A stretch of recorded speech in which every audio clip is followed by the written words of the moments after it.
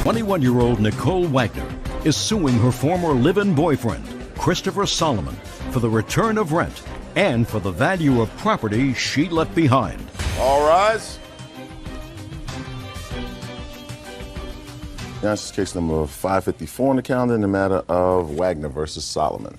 Parties have been You're welcome, Judge. Parties have been sworn in, Your Honor. May be seated. Ma'am, have a seat, please. Miss Wagner, Mr. Solomon was your boyfriend for a while, and you lived together. He has 2 children? Yes, ma'am. You have? One. And according to your complaint, Mr. Solomon asked you to move out of the house. There was a problem. You did move out of the house, and you claim that Mr. Solomon kept some of your stuff, refused to give it back to you, ruined some of your stuff when he put it out in the rain, and then caused your car to be towed from his place of business, and you can't get it out unless you have thousands of dollars. Mr. Solomon says that he gave you ample opportunity to retrieve your stuff. He said that the car that you left in the parking lot of his business wasn't running. You should have moved it because he had to have it towed. It was in the parking lot. That's your problem. You didn't take responsibility for your own things. He is counterclaiming, alleging some nonsense, but he also says that you damaged his car. Right? Yes, ma'am. Okay, so give me the dates that you lived together, Miss Wagner. We moved in together into our new house on August. August of 2006. And were you both on the lease? Yes. When did you separate? It was November 14th, the day we broke up. Now, I want you to tell me about that date. Okay, he had given me my new engagement ring, and I was still in the bed sleeping when he woke me up trying to jerk the ring off my finger. And I was asking what he was doing. He said that he found out that I cheated on him, that he wanted us to break up, and that it was over for me to leave. So he jerked me up by my arm. I called her. She came and picked me and my son up, and we left. November 14th? Yes. When for the first time did you try to get your property? I came back on November 25th to get my things. Well, what'd you do between November 14th and the 25th? He wouldn't let me come to his house. Is that right, sir? No, ma'am, that's not true. And yes, sir. Okay.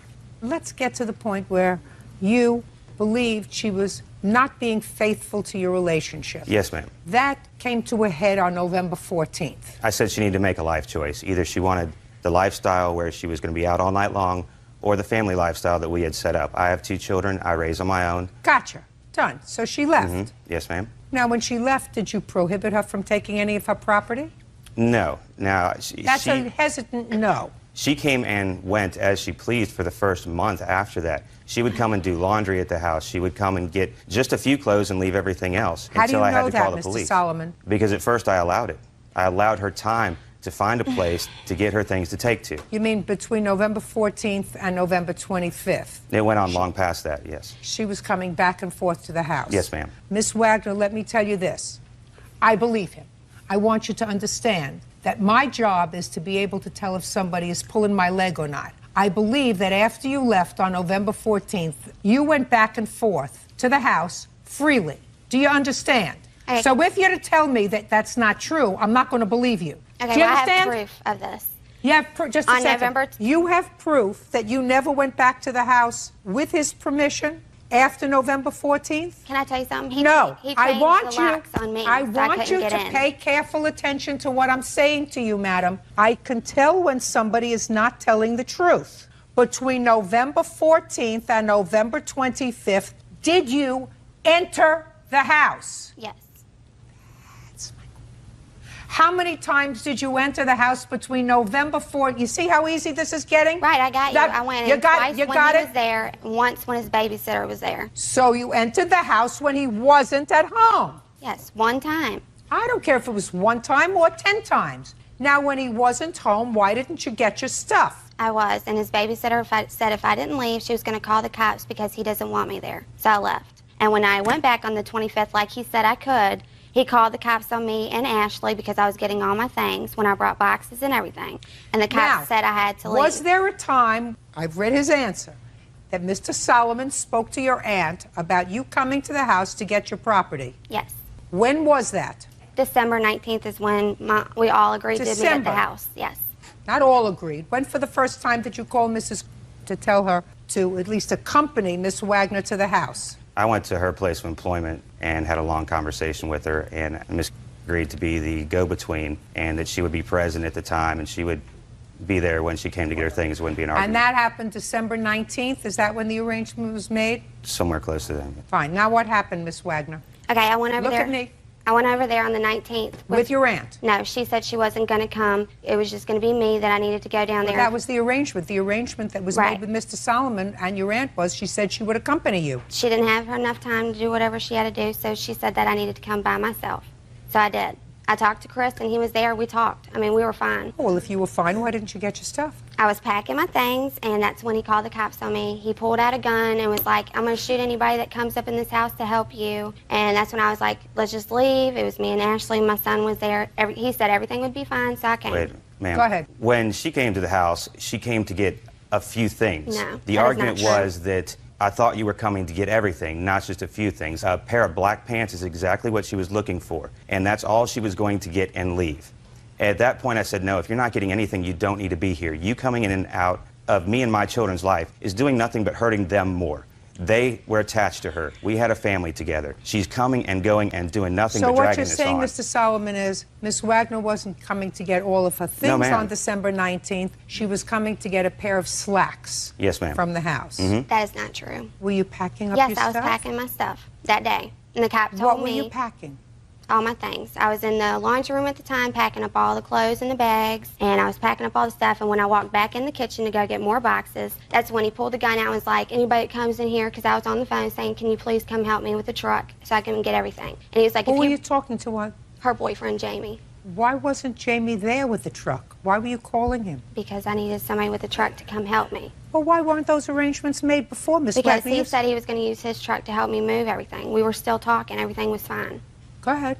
Well, when I went back through the thing, he pulled out the gun, all that kind of stuff happened, and he was like, if you're not going to be with me and you don't want a family, to leave. And I was like, just let me get my stuff. It's not going to take me that long. I don't have that much stuff at the house. And when he told me to leave, he said, fine, I'm just going to call the cops. Well, I'd already called the cops because he had pulled the gun out after I got off the phone with Jamie, and I said I was going to leave. I'd rather have a cop there when I'm packing all my stuff. Why didn't you bring your aunt? It would have been much easier. That's who we made arrangements with. She didn't want to come. I'm not so sure about that.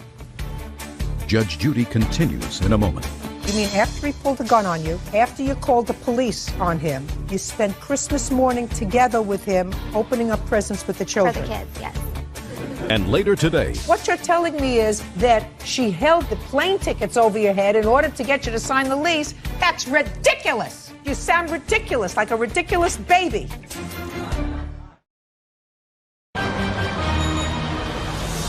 real cases, real people. Judge Judy.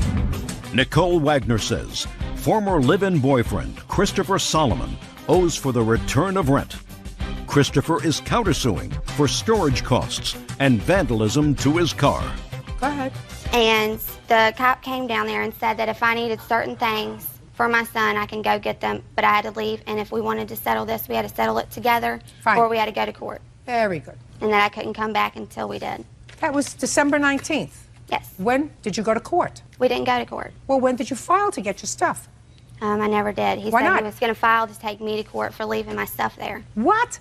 Yeah. If you wanted your stuff, the police told you what to do. They said go to court. Why didn't you go to court and file a claim against him for your stuff? I would have if I had the money to do it. On Christmas, You don't need the money to do it. It costs $48 to take somebody to court for a small claims. Well, you have a 4-year-old child, madam. How are you supporting yourself? Well, at the time, I had lost my job when we were together because How we were wanted you to be a supporting yourself? house mother. My mother was helping me at the time. Then you ask your mother for $48 so you can file a small claims case. Well, between her and my aunt talking to Chris was telling them that I was going to be able to get my stuff. We just needed to set a better date. Baloney.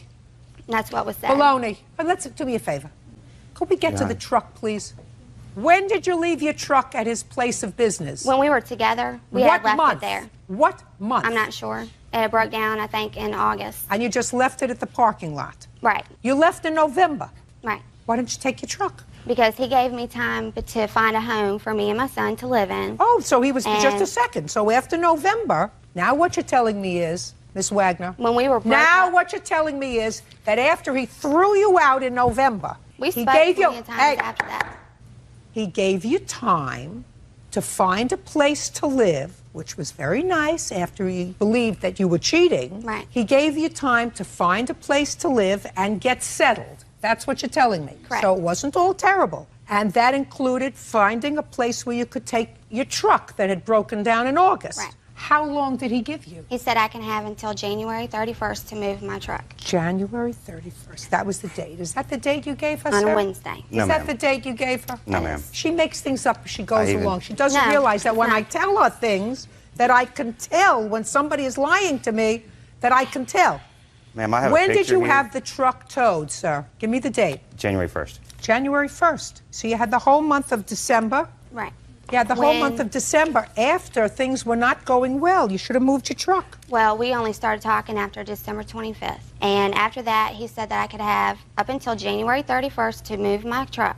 And I said, you know, we were still talking. We spent Christmas morning together. You know, we switched presents for kids and everything. Really? If I You might mean add. after he, just a second, Miss Wagner, you mean after he pulled a gun on you? Yeah, after you we gloves, decided to be friends. after he pulled a gun on you, after you called the police on him, you spent Christmas morning together with him, opening up presents with the For children. the kids, yes. Mr. Solomon, the truck she takes care of by herself. You want the truck? You want to get it out of impound? Pay for it. You had ample opportunity to get your stuff. You didn't get your stuff. It's gone. It's over. You want to go into your counterclaim with me? Yes, ma'am. I'm timing you, Mr. Solomon.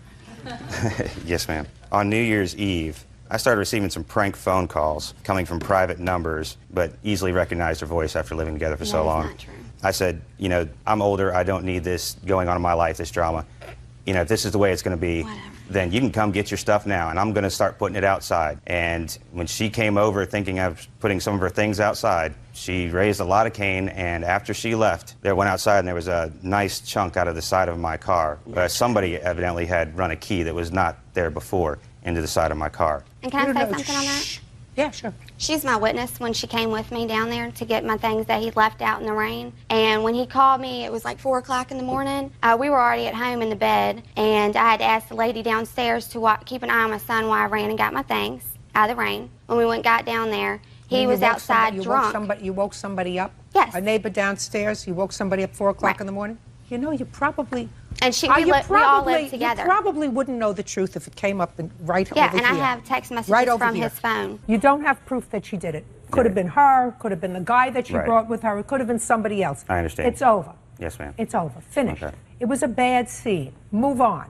You too. Goodbye. I have. Parties are excused. You may step out. He played house for a while, He wanted me to be a housewife, but after she remembered what the party life was like, and you like a soccer mom. she chose that lifestyle over that one, so. I wasn't ready for that, and I told him that. And now the next case. All parties in the matter of Latore versus Hanlon. Step forward. Alexandra Latore says ex-boyfriend Anthony Hanlon owes for several unpaid loans. Miss Latore, this used to be your boyfriend. Oh, yeah, he claims not, though. And is your claim that he scammed you out of some money? Yeah, basically. Mr. Hanlon says that he never scammed you out of any money. Pretty much you're a nut. Is that your defense, sir? Yes, ma'am. That's a good one. Tell me about the first bit of money that you gave to Mr. Hanlon. Well, we met back towards the end of March in 06, and at that time... Could you try to stand still? I'm nervous. I know, but try to be nervous within yourself. Don't make me a co-conspirator in your nervousness by jumping around. It sort All of right. makes me nuts. Well, the first bit of money came when I got my taxes on April 15th, 06. And he took me and my kids to Target to go buy some stuff for my kids. And he had called me outside and asked me if he could borrow $200 because he needed to pay his insurance to his car. And I was like, okay. He said he'll pay me back. That was the first. So we kept seeing each other after that daily, whatnot. And it came around where I had brought to his attention I was looking for an apartment because I wanted to get out of the transitional place I was at with my kids. And his cousin was moving out and she was offering to sublet the apartment. So that had a $1,000 money order that I had put to the side for my taxes. Out of that, I went and go cash and I gave him $700 to put a security for the apartment. Who did you give the money to? To Mr. Hanlon. Now, she gave you that money, Mr. Hanlon. No, ma'am. Who did she give the money to? I don't know. She didn't give me That's any a kind of lie. money. Did you tell her about this apartment that was available? I don't know anything about what she's talking about. Okay, go ahead. That was that, and then I kept coming around asking him, what's going on with the money. He kept giving me excuses on the manager this. I was to the point where, I want to go myself, and I was going to get belligerent with the manager because he kept giving me the runaround that this manager was giving him about the money. He was like, well, if it's a problem, I'll have my cousin Leslie write you over a personal check. Then what happened was his car had got taken away, and he had called me to try to help him to get the car out. And I had told him, I could help him out, but he was like, fishing for like the whole amount to get the car out. And so I was like, I can't help you. And he kind of got mad because I was like, I can't help you because I need to put my money in savings. So you didn't give him money for the car? No, that's Perfect. where it became a problem. Great. No. Go ahead. And at that time, we had talked about purchasing a car, and some guy was going to sell him a Regal, and he had talked about fixing it up, and then later on, the car would be left for me and the kids, and when I had the baby. Can we get on with it, please? So I gave him $1,000 basically, and he had put that in his bank account. And he didn't buy the Regal because we talked about going to auction. So he was renting a car, and he needed $300 up front. So that was the $300 I gave to him out of my purse, and he was supposed to give that back to me. He never did. So when he rented the car after the weekend was over, he decided to leave. And when he decided to leave, he told me that he was going to give me back the $1,000, and that never happened either. Go. Only thing I know about Your Honor is the $500 that I had totally owe her, and that's for the $300 for the car that she had let me rent recently, and $200 miscellaneous cash for gas money. That's not and I told her, true. no problem, I will reimburse you that back. Talk to me about the $1,000 that she says she gave you to put down on a car. I don't know anything about that. Any proof that you gave him $1,000? A check? It was Copy of a money order? A withdrawal from your bank? I don't have a bank account. He put it in his bank account. Well, how did you cash It was the check? cash. When I got I show you the statement from my taxes the day I got it, and out of the taxes is where I gave him the $1,000. How much did you get from your taxes? $4,600 and something. And what did you do with the other $3,000? I bought stuff for my kids and bought stuff for my house that I needed. No. You mean you cashed that check? You kept the money in your apartment? I paid my rent.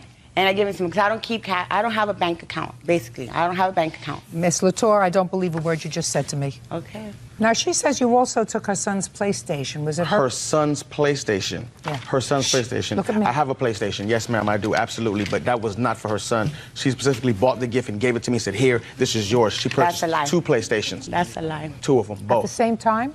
I would hope so. She brought them home at the same time to her house while I was there. Will you return the PlayStation? Yes, sir? ma'am, Perfect. with the quickness. Very good. 1 PlayStation there. So you return the PlayStation to her? No problem. It will be returned. Is it in good condition? It's still in good condition. I have the box and everything, ma'am. Within 5 days, it goes back to her. Yes, ma'am. Before that, Along today. with the $500 that you borrowed from her. Whenever I get it, yes, I will get that. No, now. I don't have that now. You'll get it now. Oh. That's the judgment. $500 on the PlayStation. Clear? Clear. Very good. Thank you. That's all. Parties are excused. Step out. I think she just wants to see me. That's why she brought me here today. He's going there right now, but he wasn't like that when he was living with me. A relationship, it wasn't one in the first place. I'm sorry. Whatever. That's how we call it, friends with special privileges. No, I don't say con, because every dog has his day. What goes around comes around. And now the next case.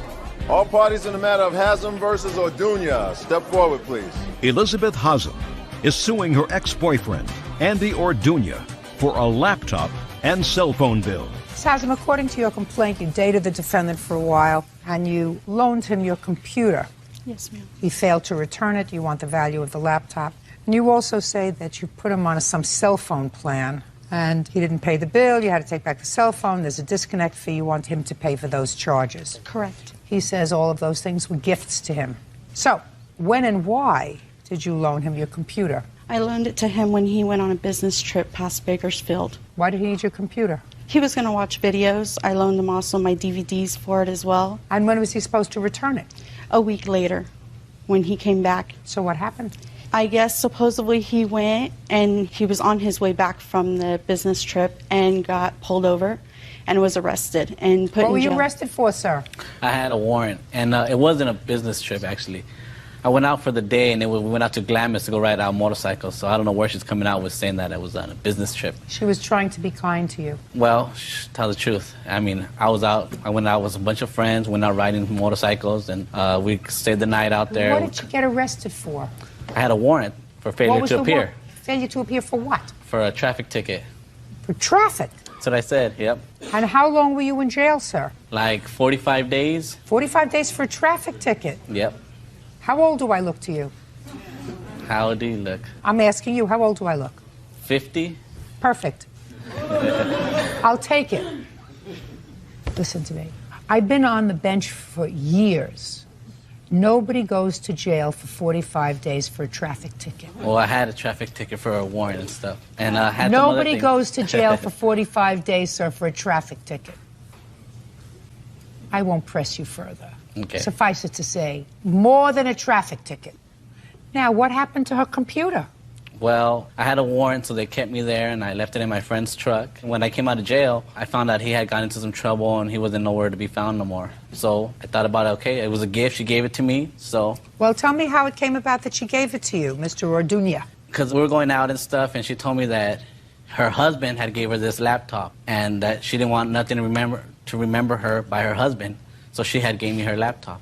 That's a lie. That's not a lie, because you had told me yourself. Just a second. She had You told mean me. she didn't want to have any sentimental attachment to this laptop? Yeah, exactly. After he came out of jail, Miss Hazem. I asked him where my laptop was. And he said? He said it was in George's truck, which was the friend he got busted with. You mean while he was in jail for this 45 days, month and a half, you didn't inquire as to where the laptop was? Oh, yes, I visited him every weekend. Well, if and you I visited asked him every weekend, why didn't you go and get the laptop before? I didn't know this guy. Well, why didn't you ask where he was? He didn't know. I asked. It never came up. Just It a never second. happened. Just a second. So every weekend you would go to visit him in jail and you questioned him about the computer. But when he got out of jail, you took him back. Stupidity. Wow. When he came out of jail, you took him back. And not only did you take him back when he came out of jail without your computer, but then we get to the second part of your lawsuit, the cell phone part. Yes, ma'am. So when did you get him this cell phone? In July of 06. July of 06, and between March of 06, when you loaned him the computer, and July of 06, what'd you do without this computer? I continued to ask for it. Did you continue to live with him? No, we never lived together. Did you continue to have intimate relations with him? Yes, ma'am. You don't have to live together to have intimate relations with him. As a matter of fact, sometimes it helps the relations if you don't live together, right? I didn't say that. I didn't hear it. Good. Neither did anybody else, I hope. Why don't you tell him that he didn't need a cell phone? What he needed to do was get some money to pay for your laptop. I should have. Yeah, sure. So what are you bothering me now for, Miss Hazel? Now that it's over, either you left or he left. Who left? I did. Because you got fed up? Yes, ma'am. Okay. I would have gotten fed up a long time before, but it took you that long. Why are you bothering the courts now? You made two mistakes. You let him use your computer. If you said to me, I loaned him the computer because he was such a deadbeat and a lowlife, he had no interest in securing my computer. Not you. You go to visit him every weekend in jail, he comes out, you still engage in an intimate relationship with him, you buy him a cell phone, you pay the bills, and then when you've had it with him, why did you have it with him? Because I couldn't take any more lies. I couldn't take any more of the fact that he wouldn't give me my rightful belongings. Rightful belongings had nothing to do with it. It has to do with emotions. It had nothing to do with rightful belongings. Why did you separate, Mr. Orduña? Because I think she wanted to go back to her husband. She was with her husband when she was with me, too. And she was just trying to find more security, I guess. And she was trying to find security with you? With me or her husband, whoever she could find it. But obviously she didn't find it with me. Are you and your husband back together Yes, again? ma'am. Perfect. Move on. Yes. He's over. He's finito. He's finished. Done. Do you have the cell phone back? He doesn't have it back. No, I don't even have the cell Where phone. is it? I guess he has it. Where's the cell phone? I don't have the cell phone. And I told her that I didn't have no money to pay for it. And she said, don't worry about it. I want to be able to talk to you because I was staying in a sober living house. And she wanted to be able to get a hold of me. You were living in a sober living house? Yes, I was. Why, were you a drinker? No, I had some drugs I had got caught with a while back. That had nothing to do with the warrant, right? Part of it. So it wasn't just a traffic ticket? Well, it was... Mr. Orduña. Ms. Hazem, move on. You're back with your husband? Yes, ma'am. Perfect. That's all. Step out. Case is dismissed. Thank you. Step out, please. And now the next case. All parties in the matter of Detweiler versus Atkinson. Step forward, please. Deborah Detweiler is suing her former friend, Gary Atkinson, for a loan to buy a home. Ms. Detweiler, you and the defendant were, according to you, friends. Yes, ma'am. And there came a time when Mr. Atkinson was buying a new house, and it is your claim that you loaned him $5,000 with the understanding that he was going to pay you back. Yes, ma'am. Mr. Atkinson says nothing could be farther from the truth. While he acknowledges that you got the cashier's check, he gave you the cash in order to get the cashier's check, so that you were merely just performing a ministerial act by going to the bank and getting this cashier's check as a favor but the money actually was his. Tell me what happened when you were in a position to loan him $5,000. Okay. I had recently sold my mobile home to my ex-husband and his new wife, and he said that... How much did you sell it for? I sold it for $10,000. How did he know that you had $10,000 in the bank? We became friends. Also, I was going through a breakup with my boyfriend, and him and my ex-boyfriend were talking back and forth, and I don't know what was being said, but I know that somehow he found out that I had this money in the bank. My boyfriend evidently had told him. So he said to you, can you loan me? Come on, I own you the loan. He said that he wanted to buy a $250,000 home. He was having a hard time getting hold of his daughter, Angel, because she takes care of all of his banking for him, and he needed $5,000 in order to put down on this property. I said, well, I've got the money in the bank, but you have to promise me that you'll pay it back. So? So I went to the bank. I wrote a check out. I've got a copy of the check that come out of my bank, the $5,000. Can I see it, please? Yes, ma'am. See where it came out of your bank? Shh, just a second. Let me see where it came out of your bank.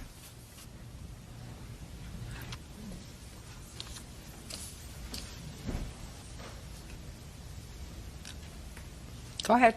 Okay. I loaned him money, and then I wrote out a promissory note asking, because he said he'd promised to pay me the money back, and he refused to sign the promissory note. So, okay. I will hear you, sir. Your Honor, I dispute that.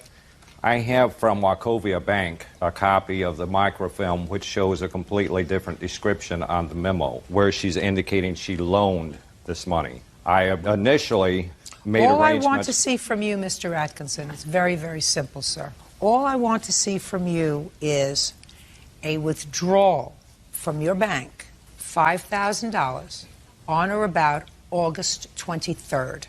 I have that, Your Honor. I'd like to see it.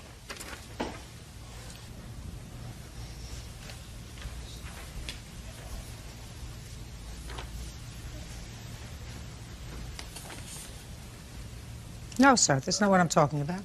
This is a letter. I don't take letters. Yes, ma'am. I take bank records, which I assume you have, because you knew you were coming to court today. This you can take and throw in the garbage. What I need is your bank statements. That's all I have to see. Then I know that you gave her the money and asked her to go and buy this certified check, right? Yes, Your Honor. Show me the bank records. Your Honor, I do not have the actual bank statement. However, Well, I do have... Sir, let me tell you something. If you don't have the bank statements, then you don't have evidence, because this is trash. That you can get by stealing a piece of stationery or having a friend at the bank write that letter for you. Bank records. Why are you looking at me like a deer in headlights, sir? Am I speaking a foreign tongue? Bank records. I do have two witnesses, Your Honor. I'm not that was interested there. in witnesses. I'm interested in your bank records. I do not have the bank Why records, not? just the document from the Why? bank. No, you have no document from the bank. What you have is in the garbage, sir. You have a savings account. You had money transferred into SunTrust Bank, according to this piece of garbage. Then you should have records. That's what records show. And you don't have it. That's correct, Your Honor. Judgment for the plaintiff in the amount of $5,000. That's all. Step out. Parties are You're a liar, sir. I don't like liars. Thank you very much. Once again, the plaintiff uses someone to get what she wants. I hope every man, woman, and truck driver out there is watching so they can see what a liar and a con artist he actually is. And now the next case. All parties in the matter of Hyman versus Wilson, come forward. Navlet Hyman is suing the mother of her daughter's schoolmate, Cheryl Wilson, for an emergency room bill. Navlet says Cheryl's daughter, Mecca, viciously attacked her daughter. Miss Hyman, it is your claim that Miss Wilson's daughter and niece assaulted your daughter in school. You took her to the emergency room, and you want Miss Wilson to cover the costs of the emergency room visit. Miss Wilson says that your daughter was the aggressor, that her daughter was merely protecting herself and acting in self-defense, and therefore she's not going to pay anything. Which of these two little girls was the child who was injured? Tatiana. That you? Yeah. Tatiana, would you come up here, please?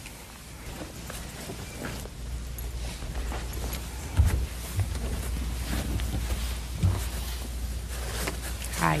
Hi. How old are you? 10. Do you know these two girls? Yeah. Who are they? One of them used to come to my school in 1st and 2nd grade, and Monica still comes to my school now. Who's Monica? That's you. You know the other girl's name? Yeah. What is it? Mecca. Mecca? Do you know how old they are? No, ma'am. How old are you? 11. Are they friends of yours? Did you ever play together? No, ma'am. Do you remember the day that you were injured? Yes. Would you tell me what happened? Okay, I usually pick up my sister and my cousins and wait for my mother in the front office to come and pick us up from school. Well, this evening, as I was going back into the school, somebody tapped me on my shoulder and asked me if my name was Tatiana. And I turned around and I answered yes. And she said, my cousin told me that you call me ugly. So I said, I barely even know you. Why would I call you ugly? So when I was turning around to walk back in, she slapped my glasses off my face and punched me in my eye. And which girl did that? Mecca. Raise your hand. Did you go to the doctor? Yes, ma'am, the next day. Did you have a black eye? Oh, it was a bloodshot. And it was swollen right here. And your glasses got broken? Yeah, they did. Now, this little girl, did she do anything to you? No, ma'am. It was Mecca? Yeah. Okay. Sit down. Up here. How old are you, Mecca? 11? Yes. You know Tatiana? You want to tell me what happened? Look at me. All right, so my grandma we came to pick up my cousin Monica. Did you pick Monica up? Yeah. And what happened when you picked Monica up? She told me that, like, Look at me. She told me, she said, that's the girl that called you ugly and was like, you stupid or whatever. And what did you do? I went to her and I tapped her on her shoulder and I asked her, are you Tatiana? And she said, yes, is there a problem? I said, no. I said, I just wanted to ask you a question. You had this whole conversation with her? Yeah, go ahead. So then she was like, after I said that, look, no, don't look down there. Look here. After I told her that, she put her hand in my face and mushed me and said, get out my face. She did that? Yes. So then I pushed her back and then she did it again and then that's when I hit her. You think I believe that? I don't. I don't believe that this little girl is about a foot shorter than you are. Put her hands on you first. I don't believe it. If something in this world doesn't make sense, it's because it's usually not true. I mean, if you stood up next to her, who would be much bigger? Me. Right. Step down.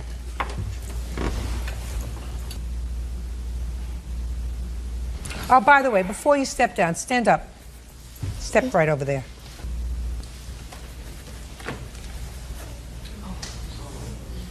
Oh, Judge, you can't go down. outside. Sit down. Tatiana, stand next to your mother. You better make sure you answer me truthfully. Did you tell anybody that this young lady was stupid? No, ma'am. Did you tell anybody this young lady was ugly? No, ma'am. Oh, she's certainly not ugly. I don't know if she's stupid or not, but she's certainly not ugly. You, up here. Miss Instigator, yes.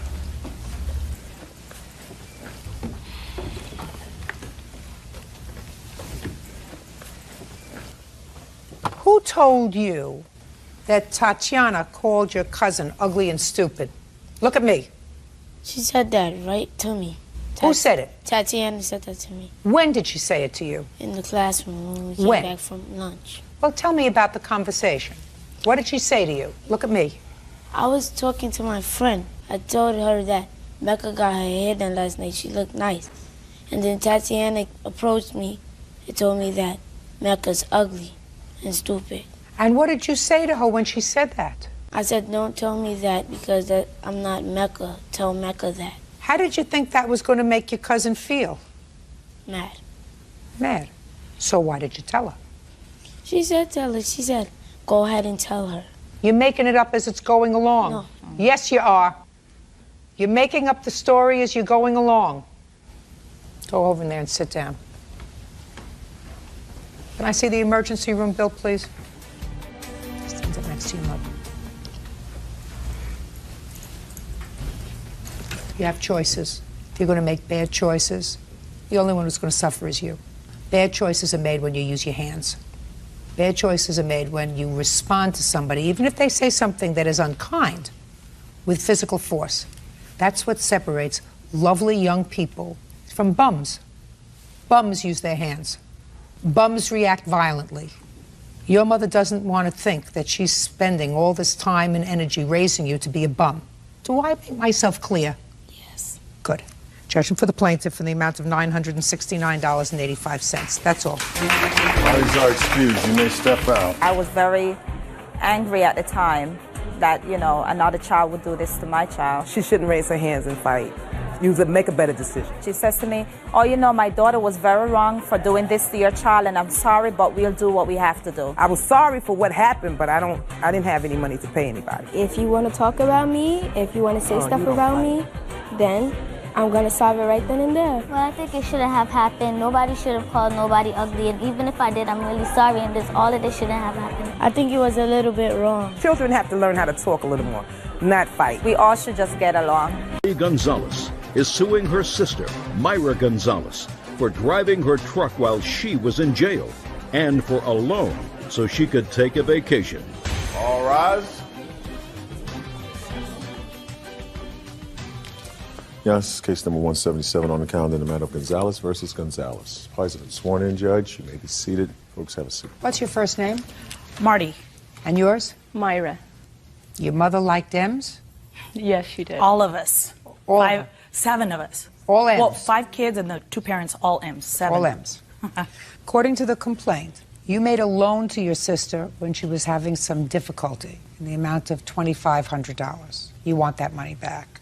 And then you were incarcerated for a period of about 2 months and claimed that she used a truck that belonged to you without your permission, and she wrecked it. You were paid by the insurance company for your wrecked truck, but you believe that she should compensate you for the time that she used the truck without your permission. Correct. Ms. Gonzalez says that she had your permission to drive the truck and that the $2,500 that she acknowledges that you gave her was a gift because you were a sister and helping her out. First, because I'm a curious person, what were you in jail for? I had a confrontation with the school official, and with 9/11, they consider that a terrorist threat anytime you fight with the official. Is that the first time you were incarcerated? Yes, ma'am.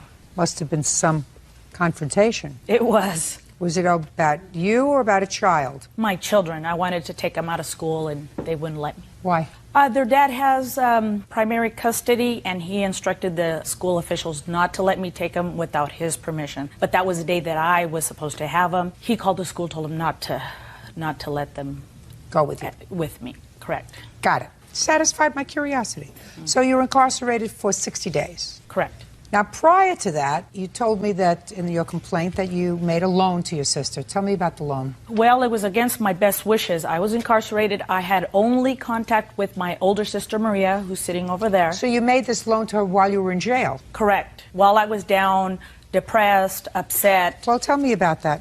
During the time I was being incarcerated, my sister Myra and her husband had refinanced their home for $40,000. I guess it was a surprise to her, but he took off with the $40,000 and her best friend, who he had been seeing for a year, and she used to take care of her son while they used to go out together.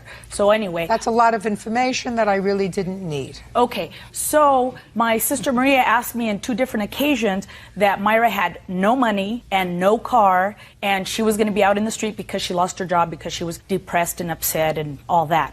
So even though I told my sister I don't want to do it, I know what's going to happen, my sister Maria kept coaxing and pushing. You're the only one that can help her. You're the only one. I had no job. I'd been fired. I was in jail, but yet I was the only one of 5 kids who could help her. So I did it. You must I have agreed had to. money from something. Where did you have the money from? I always have savings. I'm an auditor. I'm an accountant. I always have a little stashed away. So you were in jail at the time that this agreement was made? Correct. But so far, you're just telling me that you had conversations with your older sister. You're the older sister? Yes. Nothing with the defendant? Correct. Until after I got out of jail. Okay. So I want you to tell me how you got the money to your sister. My sister Maria, I was out in between the 60 days. I gave her my savings. What do you mean you were out? I went in twice because I had a little problem with the roommate, so we were both taken to jail. But anyway, they took me back on the first offense.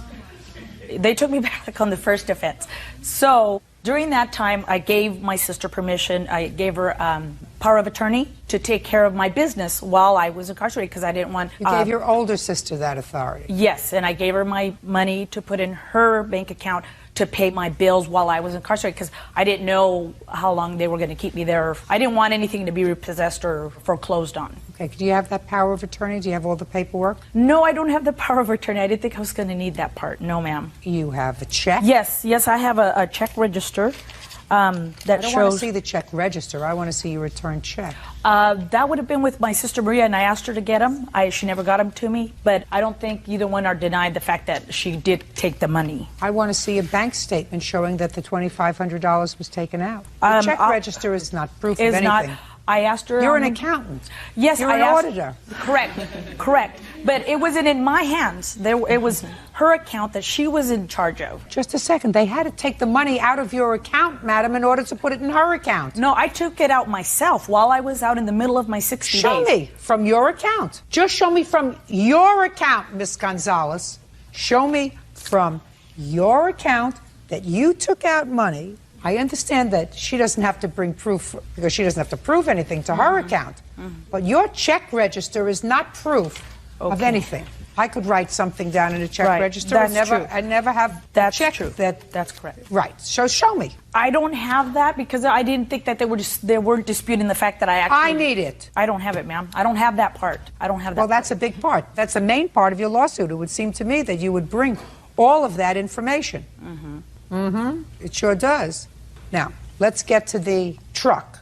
When did you take physical possession of this truck? When she was incarcerated. The reason I took it is because she had sold the truck to one of her tenants, and I happened to get the truck because she told my sister, I need the truck back and the expedition. So I went out of my way, brought her expedition back because, I mean, she didn't know what was going on with that. And how could you take it back if you just told me she sold it to one of her tenants? Because she told my sister that she didn't remember selling it to this one person. And he gave me the pink slip. He said, yes, Marty did sell it to me.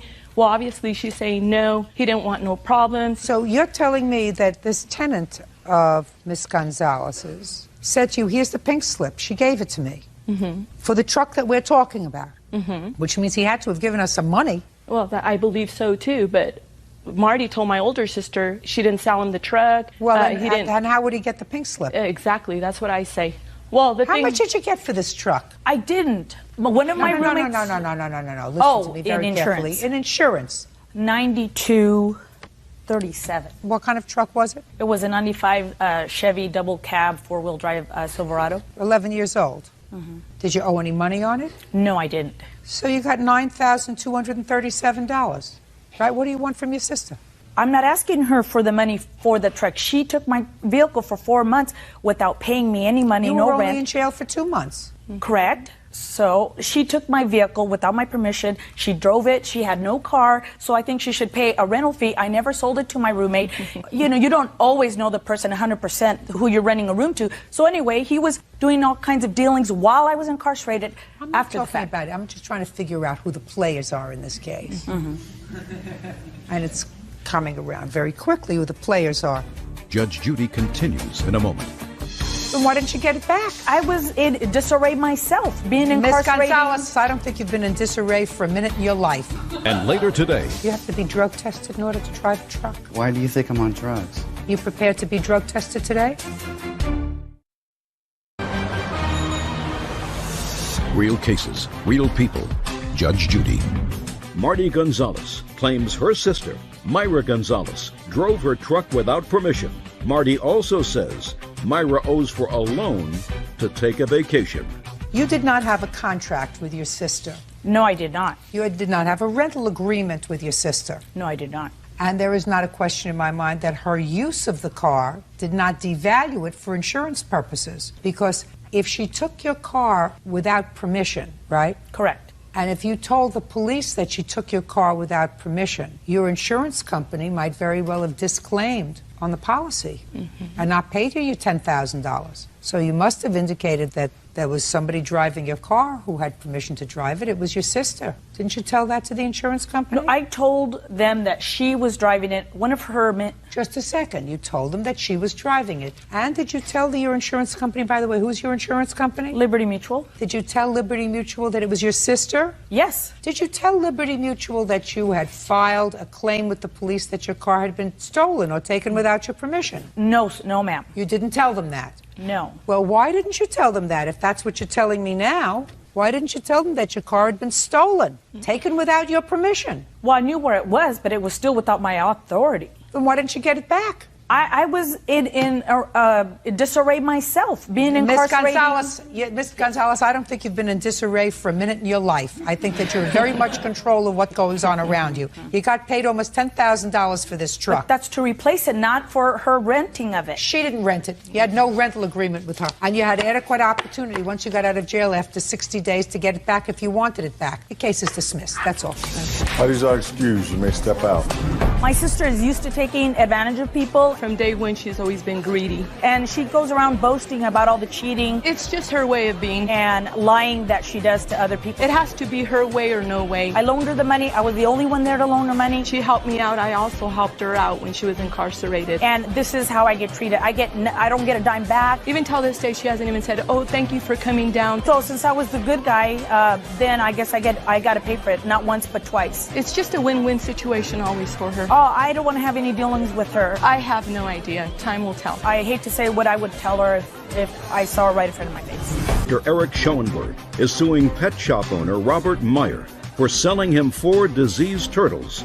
Eric says 3 of the turtles eventually died. Order. All rise.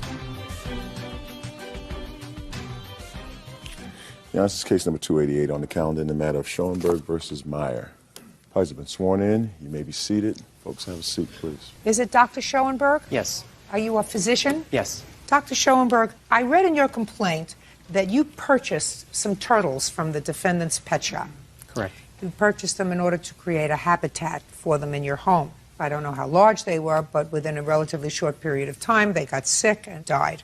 You believe that Mr. Meyer is responsible for not only the turtles, but also for the substantial veterinary bills that you had in order to try to treat them for an illness that you say they had when you got them from him. Mr. Meyer says he offered you your money back when he found out that there was a problem, but he's certainly not responsible for these astronomical veterinary bills that were racked up as a result of your desire to treat the animals. How large were these turtles? Between 4 and 5 inches, length of the shell. And how much did you pay for them? $17.99 each. Had you ever had turtles before? Yes. What happened to them? I had them when I was about 10 years old, and I had caught them when I was at camp, and I kept them till I went to college, and then I gave them to the Turtleback Zoo, which was a nearby zoo where I lived in New Jersey. And they survived? Never had a problem, no illness, did beautifully. Did you have had other pets other than turtles? No. Really? Really. Interesting. Tell me why. I have a fascination with turtles for a few reasons. One, right now I find them inspiring because it helps me to slow down. They're very graceful in the water, but when they're on land, they're very slow and they just seem very pensive. And I find them very inspiring. They live over 50 years, typically, these turtles. So I think for children, they're nice in that sense that you can really get to know them. And they do have different personalities. They're not all the same. They do take on individual personalities. Explain that to me. Well, part of the way we name them is the way they behave. Some are more friendly, some are a little more aggressive. They each take on a little different way about it. You know, I'm an animal lover, so I don't want you to take this as meaning any disrespect. Sure. Are they smart? Well, I have my veterinarian to attest the fact that they're certainly not dogs or cats, but they do, and certainly... I mean, there's certain survival instinct that all animals have, so in that regard, they can survive. They look for water, they look for food, so okay, but... They've been around a lot more than we have on this earth. Millions of years. So have roaches. That's true. Good. You got me there. But I really believe, and I'm sure if you ask most turtle lovers, they'll agree that they do take on different personalities, and they definitely do have a higher thought process, not as high as a dog, but higher than a roach. I know that I'll probably get lots of mail about this because there are people that love every creature.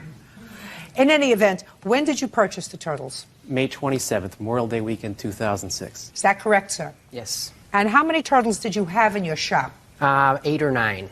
When had you gotten them? About a week and a half prior to that. From whom? It's from a distributor. They're animal distributors. This one in particular was a reptile distributor. When was the first sign that there was something untoward with the turtles? Every day after work, I came home and fed them, so they were doing fine until June 5th. I built a large 8 by 12 foot enclosure for them outside, plenty of room to swim and sunbathe, which sunbathing is very important for them. And on June 5th, I went out to feed them, and I saw one of them convulsing in the water. So I immediately took that turtle out of the water, and I tried to find the other turtles, and at the time, I could only find one other. So I took the one that was convulsing plus that turtle, put him in a box, and I tried to call Mr. Meyer, but I could not get a hold of him. But I knew I had to do something quickly, because I know that turtles, if they get sick, it's something is critically wrong. How do you know that? Because I know they have a slow metabolism. It takes a while for them to show a problem. And I had them for 7 years, and they never showed any illness. So something like this obviously looked like, I can't mimic the motion, but it was an obvious convulsion. Okay. It looked like a seizure almost. And so I scrambled to try to find a veterinarian in my area who specialized in reptiles or hopefully turtles. And fortunately, everybody who I called referred me over to Dr. Burgess's office. That's Dr. Burgess there. Step up, sir. Dr. Burgess, June 5th, receive a call from Dr. Schoenberg, who ultimately brings over the 2 turtles to you. What do you find? Well, he sounded pretty urgently concerned, so we had him come in right away. And both turtles had problems. What struck me, however, was the one that he was concerned about, which was Sammy, looked seriously ill. And this turtle, on physical exam, the thing that I noticed mostly was how extremely weak he was. And these are really feisty little turtles. They're not weak animals. And this kid was pretty much flat out. That's the biggest thing that concerned me right off the top. On closer inspection, I noticed something that the average observer probably wouldn't notice, and that was there were a bunch of discolored areas on the underside of the shell, which is typical of shell rot. The average observer might just think that's a normal color pattern because they have kind of blotchy colors anyway. But I was suspicious that it didn't look right, so I grabbed a small metal probe and was probing these areas, and they were soft. So I knew that there was infection dissolving away the underlying bone and shell. The 2 things you want to know about shell rot is, number 1, it's usually easily treated. But it can, if it goes on long enough, get into the bloodstream, the bacteria can. Then they become septic, and then they'll go down quick. They'll convulse, all their organs are infected, and you can actually lose some of those. The second thing about shell rot is you almost never see it unless the turtles are housed in improper situations. In fact, 95% of all reptile cases we see are poor husbandry related. Crowding, dirty water, too cool of temperatures, not enough ultraviolet light. There's a lot of ways that the turtles can be stressed and their immune system falters. Then they become prone to infections from things that a normal turtle would resist. And how long does that process generally take? As advanced as this case was, that takes weeks at least to occur, sometimes months. But to dissolve bone and shell away like that to that extent takes a while. And again, on the surface, they were very unimpressive lesions, easily overlooked. In fact, Eric, who was babying these turtles, didn't notice the lesions either until I pointed them out to him. It just is something you have to kind of know to look for. Doing it for 20 years, I knew to look for it. Judge Judy continues in a moment. You got about 10 turtles from the wholesaler? That's correct. Are you under oath, Mr. Mayor? Yes. How many of them survived?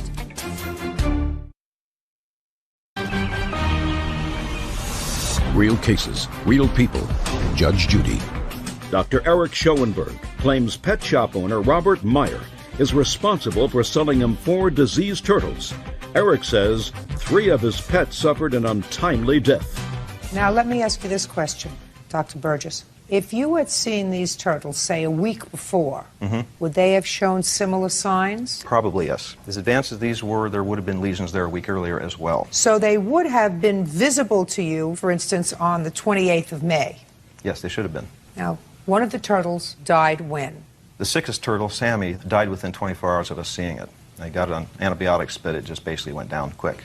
And the others? He had a total of 4, one of which died at home. Of the other 2 that were alive after the first day, the second turtle died about 8 days after we started treating it. And again, this raised alarm bells because we have a high percentage of success rate even with advanced shell rot. And I knew he had them warm enough, he had them in good conditions, they should have been surviving. So we cultured the shell after the second one died and found out that they had 2 species of bacteria there, one of which was particularly difficult to treat. And we ended up having to do double antibiotic therapy for weeks to save the last one, and we actually did manage to save that one. We were using antibiotics by injection in all 4 legs because you can't inject the shell. And after weeks and weeks of double antibiotic injections, this turtle ended up, unfortunately, with severe damage to both front legs. So essentially, her right front leg is virtually useless. Her left front leg is partially paralyzed. So she's in need of special conditions just to pull herself out of the water. He had to build a ramp down in the water that's at a shallow angle because she can't pull herself out of the water to bask. She does have basically permanent damage, even though we healed the shell rot. Okay, thank you. Okay. So, Dr. Schoenberg, when did you finally contact Mr. Mayer, and what did he say when you contacted him? June 14th was the day the second one died. Okay. So it was that day that I finally made contact with him. How many calls did you make to him? It was probably about 5. I have the exact phone records. Did you speak to anyone? I spoke with a young woman there, and they said he's not around. I'll have him call you. Never a return call. When was the first time you got a message from him, Mr. Mayer? It was before the 14th. It was probably the 12th or the 13th. I was probably busy, and I don't know why I didn't get the phone message before the 12th. When you got it on the 12th, did you call him right back? I think I probably waited until the 14th and to get a hold of him. When you sell an animal at your pet shop, Mr. Mayer, do you instruct people, please take the pet to a vet, have it checked out? You know, you give a money-back guarantee if something is wrong within 24 hours or 48 hours. Is that what you do? We state that we have a 7-day health guarantee, depending, it's 7 to 14, depending on the type of animal. In this particular case, for reptiles, it's 7 days that we guarantee the animal. Do you have a piece of paper that says that? No, I got nothing in writing about that. I didn't give him anything in writing, but it's stated at the time of purchase. Who states it? The person selling the turtle. In that well, case, that's it was hearsay, myself. sir. What you're supposed to do is... It was myself that sold the turtle to Mr. Schoenberg. Did you tell him that there was a 7-day Yes, I health did. guarantee? You remember that? Yes, I always say that. Whenever I sell an animal, I was the boss, and I employed teenagers, therefore I had to be very consistent with what I did. But you are not there all the time. That's correct. And if you're not there all the time, that means that one of your teenage employees will be selling animals. That's correct. But by setting precedents and by showing example with myself in the way I do it, and what you have to do is put it in writing, Mr. Mayer. I do have something that's filled out when somebody purchases an animal. In this case, it wasn't done, but in most cases it is. You have to be consistent and done, Mr. Mayer. That's correct. So when you purchase an animal, and if you're giving a 7-day guarantee, then what you have to do is say, you have 7 days, take the animal to the vet, because that's where I'm going with my questions to the doctor, because he's already said that this situation would have presented itself had Mr. Schoenberg taken within 7 days the animals to a vet, had them checked out. He would have seen that there was something wrong with them. He would have had an option of returning them to you, and you would have given him his money back. Or if he chose to treat them, then the vet bill's on him. But if you're not told that you have that option of bringing it back, why aren't you responsible? And then you proceed, if this kind of situation, Mr. Mayer, comes from the wholesaler, not from you, but from the wholesaler, then you sue the wholesaler. While we're on that subject, you got about 10 turtles from the wholesaler? That's correct. Are you under oath, Mr. Mayer? Yes. How many of them survived? After Mr. Schoenberg got in touch with me, I put a freeze on selling any of the turtles. What did you do with them? Well, I just stopped selling them until I What heard back. did you, Mr. Mayer, let's not mince words, sir. Sure. What I want to know is what did you do with the other 6 turtles? I had to close my store at the end of June, and so I adopted the rest of the turtles out, but all of them were alive. All of them were alive when you Yes. adopted them out? Yes. Dr. Schoenberg, when you called Mr. Mayer and told him that this was a problem with your turtles, did he indicate to you any of the other turtles had a problem? He didn't make any mention of the other animals. My wife felt like she wanted to adopt them and take care of them because she knew what was going to happen to them, because he indicated that his philosophy on animals, that is, if they become ill, he prefers euthanasia to treatment, even if the disease, as this one was, is completely treatable with antibiotics. This was not a terminal disease. Mr. Schoenberg stated it incorrectly. That what my philosophy on animals was that he stated that I should that euthanasia is the key. If it's deemed that it's more of a business decision, in my case, that if the animal is going to cost $700 or $1,000 to fix, and it's a $17.99 turtle, I can't stay in business and do that. And so I would not want to, but have to euthanize the turtles. Dr. Schoenberg, Mr. Mayer says that he got these pets about a week and a half before you purchased them. Your expert says that this particular kind of disease, to have advanced to this point, can sometimes take months. Is that right, sir? Usually weeks, occasionally months, yeah. Well, Dr. Burgess, let's step up for one more second, sir. I'm going to pin you down. Okay. Sometimes it can take months. Yes. And sometimes it can take weeks. Yes. Could it take 1 week? Not as advanced as this was. When you saw the 4th turtle, was it ill? Yes. And you could tell right away? From the shell, yes. But when you saw the first turtle that was so ill, you couldn't tell from the outside that there was a very severe strain of bacteria that required a different kind of antibiotic. Not just at a glance, nobody can tell. Dr. Schoenberg, you went to the pet store and saw the habitat where they were living. Yes. And I must assume that as an intelligent and medically trained person, you would not have purchased these turtles were the habitat conditions unclean, unsanitary, looking unhealthy. They looked fine to you. They looked adequate to me. No. Let's not play. They looked fine to you, or you would not have purchased them and then invested in the habitat. Come on, let's not play. Absolutely right. Okay. Now, I would assume that you could not tell when you took the turtles home, at least from the 27th of May, according to you, until June 5th, that there was anything wrong with these turtles. Correct. Why do you ascribe something more to Mr. Meyer? I have records here from animal control that show that there was a lot going on in his pet store that I didn't know about. And if you would like to see those documents, I'd be happy to share them with you that show the kind of conditions that were there that perhaps I didn't see that day. I just was focused on turtles, and I went right in. I'm just interested in turtles. Yes. I'm not interested in whether he's a good husband, a bad father, a good son, a good nephew, whether he does other things. You saw the turtles. Yes. I mean, he didn't take the turtles out at night and put them in the toilet. He left them in the same conditions that you saw them in. I don't know that. Which were clean conditions. Well, he doesn't look like a nut. And nuts would have taken them out of a clean condition and put them in a dirty condition. For what purpose? That sounds ridiculous. So let's see what we have, Dr. Schoenberg.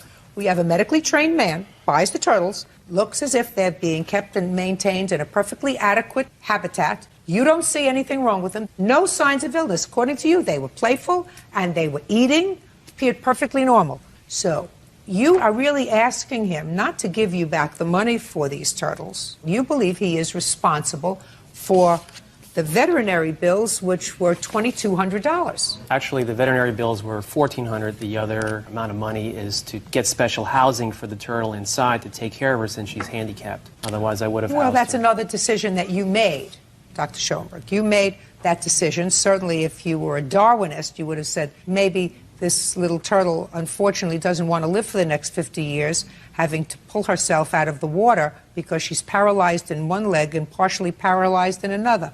That's a decision that you made, and I can't fault you for that decision, but you can't visit that on Mr. Meyer.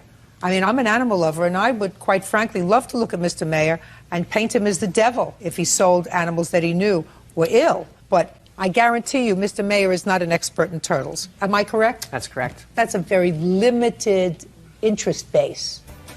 Dr. Burgess, what was your initial visit for the sick turtle? It would have been probably 150 at most, I would think. And 150? That was for two turtles. And for the two turtles. And then he brought you a third one. Yeah. And a fourth one. Fourth one had died on the premises. I never saw the fourth one. You saw three. You saved one. Yes. Three died. Anything you want to say to me, Mr. Meyer? I'm an animal lover myself, and I'm sorry for the turtles that have died, but in a business I can't control whether someone goes outside of my vision and treats an animal. Mr. Mayor, if I had any inkling that you had prior knowledge that these turtles were ill when you sold them, my decision here would have been totally different. But I think that Dr. Schoenberg, with his medical expertise and his expertise in these particular kinds of reptiles, if he couldn't tell that there was anything wrong with them for at least 10 days, then I can't fault you. But you are responsible for the initial visits for the pets. That's $150 each. That's $300. And the cost of them are $54. Yes. I'd like to say that I got these animal control records. There were 17 complaints. One of them was that he housed different reptiles together. So there's every indication that there was definitely animal neglect on his part, indicating that he was not treating the animals humanely, including reptiles. And now if you house reptiles, turtles with lizards, or mixing Did them you up. see the turtles housed with lizards? I didn't, but he could have done it when I wasn't there. Well, Dr. Schoenberg, doesn't sound right to me. Doesn't sound like it's common sense that you have a habitat for lizards and you have a habitat for turtles. And after everybody leaves the store, you take the time to put them all together in an unsanitary condition. That doesn't make sense, Dr. Schoenberg. Judgment for the plaintiff in the amount of $354. That's all. Thank you. Judge Judy, you may step back. I think really the big picture of this case was not about the money. It was about the principle that an animal is a precious life. I think Mr. Schoenberg had expectations that were beyond what is reasonable. This was not a terminal illness. This was an infection that clearly could have been treated with some simple antibiotics. I'm an animal lover. All of the animals that were in my care were under good care. These animals were worth saving. Turtles, I know, maybe are not dogs to most people, but to me they're very precious. That was the reason I got into the business in the first place, was because I did love animals. It's buyer beware, and perhaps, you should do a background check when you're purchasing animals. Just keep records of the people who purchase animals and make sure that they have signed statements. I kind of had trust that if the store was open and left open by the government, that it was considered safe and clean, but I guess not. Christine Paget is suing her ex-boyfriend, Owen Plaster, for the return of money paid toward his rent and bills. Owen says Christine is not entitled to the money in question. All rise.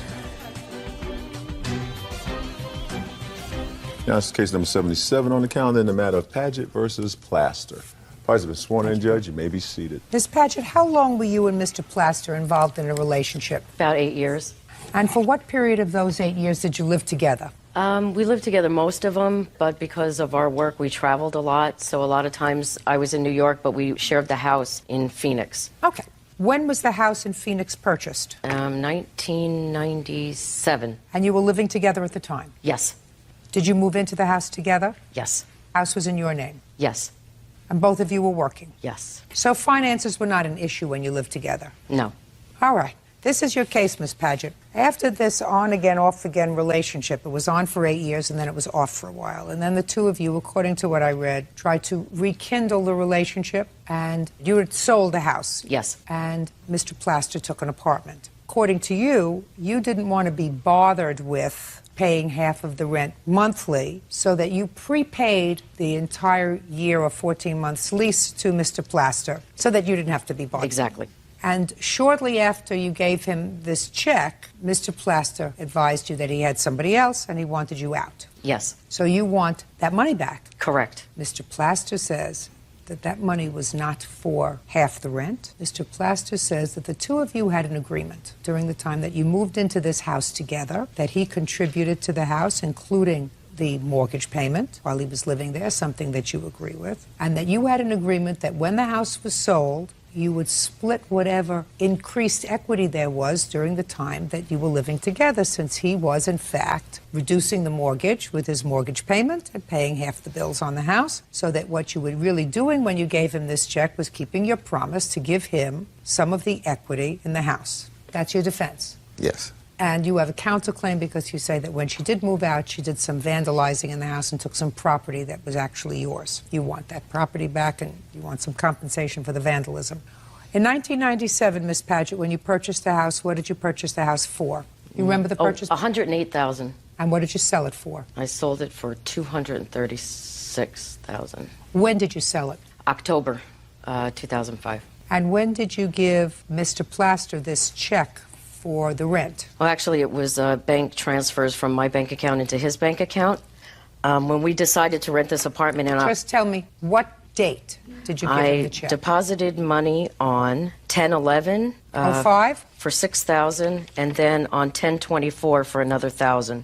Also in October of 2005. Is that correct? Yes. Now, I assume that when you lived together for these 8 years, you had some sort of a discussion about what was going to happen with the equity in the house. Absolutely. And what was the discussion? Exactly right, as you said. However, the important part of that story that was left out was that he moved out of the house in January 2005. Had he stayed with me till October 2005, I probably would have honored that agreement. But at the time when he moved out to move in with a friend of his, I asked him, because he was already living in another bedroom, and I had asked him to please stay on as a roommate, help me sell the house. I didn't have a job at the time. You know, you're putting me in dire straits if you move out. Stay with me. Let's get the house sold. Your daughter's getting married. We can take care of this.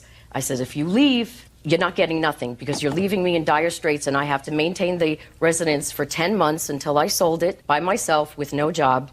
I had to get roommates to help me, organize. Well, I understand your problem, Ms. Paget. However, you cannot unilaterally change a contract, which is what you told me you had. You had a contract with Mr. Plaster that seems perfectly reasonable to me, that since the two of you had a financial arrangement where each of you was contributing to this household and reducing the mortgage, you were living together as a family, it is perfectly reasonable to have had the contract that you acknowledged that you had, that when and if the house was sold, you would give him, because he had been paying into the house, a portion of the profit from the house. Yes. Perfectly reasonable. Yes. Now, the fact that he decided to move out and you said to him, if you move out, I'm not going to honor that contract, doesn't mean that that happens. Unless he says, well, fine, I'm moving out anyway, and I agree that you don't have to honor the contract. But that's not what happened. That is what happened. No. No, that's not what you told me. No, that you is what told me. happened. Now listen to me. What you told me was you said to him, if you move out, right, I'm not going to honor our agreement. And he agreed. No, and you said he moved out anyway. Right. Well, that's not agreeing with you, madam. He just left. That's not saying I agree that you don't have to honor the contract. He just says I'm leaving anyway. So while he does not have a counterclaim for that, I am finding that the money that you gave him was for the contract that you had with him for the 8 years that you lived together in this house that you sold, and that you sold for a substantial profit. You more than doubled your money. He paid down the mortgage, and he should be entitled to a portion of that. So, has he sued you on the contract that you had to give him half the profits of the house? No. Well, he should. Because it was agreed that we didn't. No. Listen to me. I don't believe that at all. And I'm telling you that if he doesn't sue you for half the profits on the house, consider yourself really lucky that I'm speaking. Consider yourself, Miss Paget, really lucky. Because if he sued you in a court where I was sitting, that had a much higher jurisdiction than the $5,000 I have, I would find that you had a contract with him that he fulfilled by contributing to the house for the 8 years that you lived together, and that you cannot unilaterally breach that contract because you didn't want him to leave and leave you in the lurch for 10 months. I might do something equitable, like cutting 10 months' worth of the mortgage payments out and carving that out of his share of the profits. But I'm telling you right now, for the $6,000 that you gave him, you got away with a bargain. I wouldn't complain. Now I'm going to hear your counterclaim. Go ahead. This is a case of a woman scorn. Listen, don't tell me what it's about, sir. Don't tell me what a case is about, sir. I'm asking you whether you have a legitimate counterclaim that you want me to hear, or whether you just want to forget it. Well, once I let her know that I was seeing someone else, she came to get her things, and I gave her a few days in the apartment to get her stuff out. And when I returned, I've got photographs of the vandalism. I'd like to see the photographs, Bert, please. And I've got lots of notes that were left and taped on the walls, just crazy things all over the place. Doors were written on, mirrors were written on, photographs stapled to the walls, photographs torn up, my guitars and other property just thrown everywhere. All of my things that were in boxes were dumped in bathtubs and in closet floors, along with half-eaten hamburgers and just She was trash. very angry. She was very angry. How much did it cost you to clean it up? It was very difficult to clean it up. My question was, I saw the picture, sir. How much did it cost you to clean up the apartment? Nothing. Just my own time. So it took your time. Show these photographs to the plaintiff, please. Mr. Plaster, just for my own information, sir, why did you allow Miss Paget to move her things into the apartment if you were seeing someone else? I started seeing someone else after her things were in the apartment. Not before? Correct. We moved into the apartment, but she moved to New Jersey, so she only stayed a few days in the apartment at all. Well, she was sort of hoping that things would work out between you, I assume, which is why she moved her things into the apartment. She didn't move into the apartment for storage purposes. Why'd you trash the apartment? Because he just didn't face me.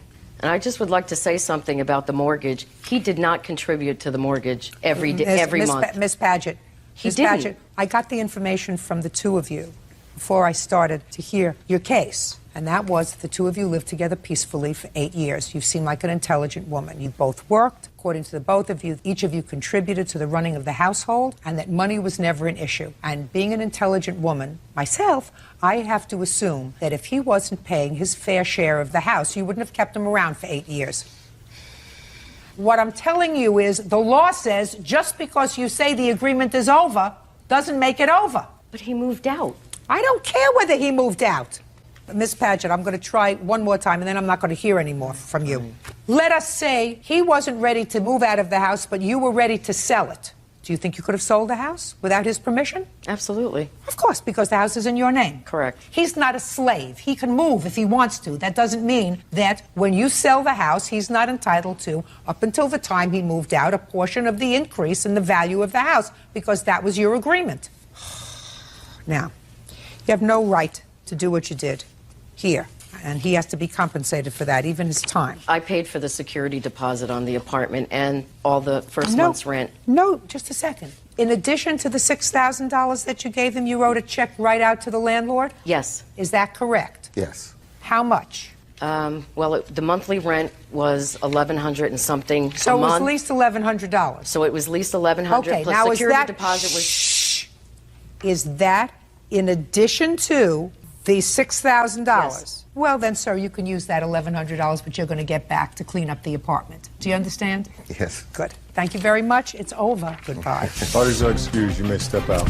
He wouldn't face me, She had moved to New York. just talk to me in person. You know, I was in a new relationship, He did it via email. and I let her know. It was very sad. I felt like I was put out with the trash. And it is sad, and I wish it could have worked. 24-year-old Heidi Huntley is suing her ex-boyfriend, 26-year-old Eric Huntley, for his share of credit card debt and for damage he caused to her car. All rise. Now it's case number 333 on the calendar in the matter of Huntley versus Huntley. Thank you. Parties have been sworn in, Judge. You may be seated. Ms. Huntley, the defendant is your former boyfriend. You've been together for quite some time, I assume, and you have one child together. Yes. Your complaint is that when you broke up, Mr. Huntley agreed that he would take over half of the credit card debt. He made a couple of payments and then stopped. You also claimed that he used a car that belonged to you and caused some damage to the car and vandalism to the car. You want him to take care of that. Mr. Huntley said he walked out of the house, leaving you in the house with your child. How old is your child? My son is 7.5. And he left with his clothes, and that's it. Everything that was purchased on that credit card remains in the house, and he doesn't see why in the world he should pay for it. Yes. And with regard to the car, his defense is that any vandalism that was done to the car was paid out by your insurance from an act of vandalism that had nothing to do with him, and you chose not to have the car fixed, but to pocket the insurance money, and therefore he's not paying for it because you already got paid for it, right? Correct. Correct. Good. You lived together from when to when? February of 2003 until October 8th of 2006. When and why did you leave, Mr. Huntley? The relationship just didn't work out. It was an agreed upon thing. It wasn't like I just stormed out. I mean, both of Okay, us so you were agreed. So it unhappy. was a civilized, orderly Yes. arrangement. We were both unhappy. What arrangement did you make, Mr. Huntley, with regard to the debt? I had been paying pretty much all of the, I mean, I had a full-time job and I was going to school, making financial aid and some scholarships, and that was all going to bills while she was only going to school for about 4 years. When I left, I was still paying the credit card bills, but it didn't take a long time to figure out that what was going on was it was an attempt to make sure I didn't have enough money to survive, and I couldn't. Right now, she's living in a 2-bedroom house with hardwood floors, with 2 cars in the driveway. She's got a college degree. I think she's had a job for a little while. I'm sleeping on my dad's couch. The credit card bills were how much? We have $38,000 in credit card debt over the course of our 3-year relationship. He'd been paying half the payment on all of the 5 cards, and I had also been paying half a payment on a card that is only in his name, on not my name at all. Our credit cards have both of our names. We're both joint signers on these cards. We just made the arrangement that, you know, hey, you would pay half and I would pay half the minimum payment, and that went on for until September. And in September, he told me, I need to save for my own place. I have a new girlfriend. Or October, I have a new girlfriend. I just bought a new truck after I lost $1,500 selling our truck that was in joint of our names. And I don't have the money to pay it. So you're just going to have to deal with it yourself. It's not my problem. Well, you have to deal with it, and he has to deal with it, because if they're joint credit cards, they're going to come after both of you. Absolutely. So, what are you doing in court? Here. He won't pay the credit card. They're going to come after him. They'll attach your salary, they'll attach his salary. Well, Your Honor, I have a credit score of 760. His credit score is now 720, but when we met, it was in the 500s and mine was in the 700s. And Miss Huntley, how many years since 2003 were you employed? None of those years was I legally employed. Well, you're not going to stand here in court and tell me you were illegally employed. I went to school and I had scholarship funds. I had 8 different scholarships, of which I got about $2,800 a month take-home cash. That you don't have to pay back? I do have loans. I have student loans. Of but course you do. some of that I do not have to pay back. The answer is you did not work. He worked. He provided for the household while you were living together. You have to remember, folks, you're not married. We don't have courts in this country for almost marrieds living together, trying it out. We don't have courts for that. If this was a marital situation, I would have no problem. I would say, listen, you have credit card debt, you're responsible for half, and you're responsible for half. That's it. Goodbye and good luck. But that's not the case. The truth of the matter is that if you have $38,000 worth of credit card debt from 2003 in February until 2006 in October, he paid the credit cards. No, he didn't. He was unemployed for 6 months of that time straight. Well, you were unemployed for 4 years. Somebody had to pay for these cars. But I wasn't unemployed. I brought home $2,800 a month every month, except for July and August. What did you do with it? I paid as many bills as he did. Car payments, credit card payments, food, clothing. It's very, very interesting, Miss Hundley. I have no idea how you did that because I educated a whole bunch of kids. And nobody ever gave them $2,800 a month in cash in addition to what they were getting. So you got some kind of gig going here that probably the rest of the civilized world would like to know about. I have a 3.8 GPA and I'm an engineering student and I volunteer 170 hours a year. Fabulous. What do you want me to do? You want me to say to him what you should do is pay half the bills? Yes. Yeah, well, I'll say to him what you do should be half the bills. Be nice if you paid half the bills. That's a moral judgment. These bills are in both of your names, and eventually the credit card companies who have advanced to you foolishly $38,000 in credit card expenses are going to come after both of you for the return of this money. Your Honor, I'm making the payments because I understand how important credit is. I would like to go on with my life. And I'm making the payments regardless of whether he is. Don't you, Mr. Huntley? I do, but I only have so much money, and it's getting to the point where I have to choose. Are you paying child support? Yes. No. Oh, interesting. No, he has not paid child support, and he has not made a payment on any credit cards since August. Requested to make child support payments 2 weeks ago by the state. Mr. Huntley, requested by whom? The state. The state, because he wouldn't pay it. I was never asked to pay it. Just a second. I've been paying all these other bills. Listen, you may be angry. You may be angry. I don't know what you're angry about. I don't know. The truth of the matter is I really don't know what you're angry about.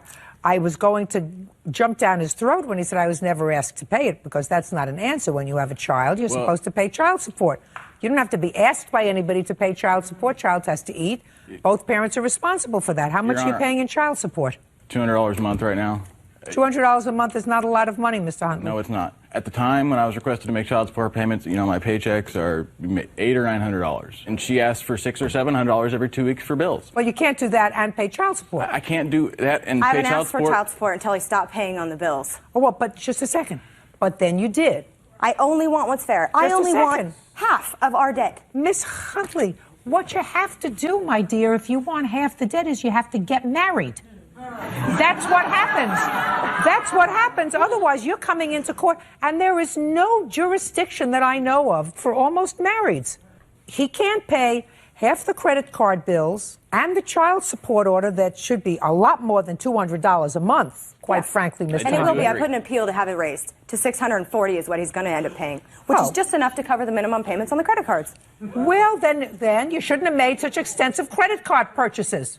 What do you want from me? Judge Judy continues in a moment. You chose to live without benefit of marriage. I don't know why. Maybe it had to do with your scholarships. I'm not sure. Quite frankly, I don't have the time to figure it out. And later today, if I believe what you're telling me, which I don't, your mother stole the money that you were giving her, and therefore they repossessed your car and you wanted to get it back. That's the truth. real cases, real people. Judge Judy. 24-year-old Heidi Huntley claims ex-boyfriend Eric Huntley owes for half of their credit card debt. Now, the two of you chose not to get married. You chose for whatever economic reason to live without benefit of marriage.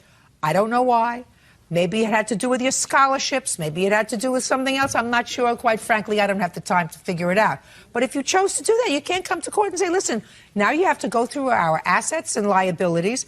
If I were to go through your assets, if I were to go into your home, Miss Huntley, and look at what you have in your home, would anything in your home be the product of the purchases that were made on these credit cards? Some things. And did Mr. Huntley take any things out of the home when he left other than his clothes and personal effects? No, but some of those things were also on these credit cards. No, just a second.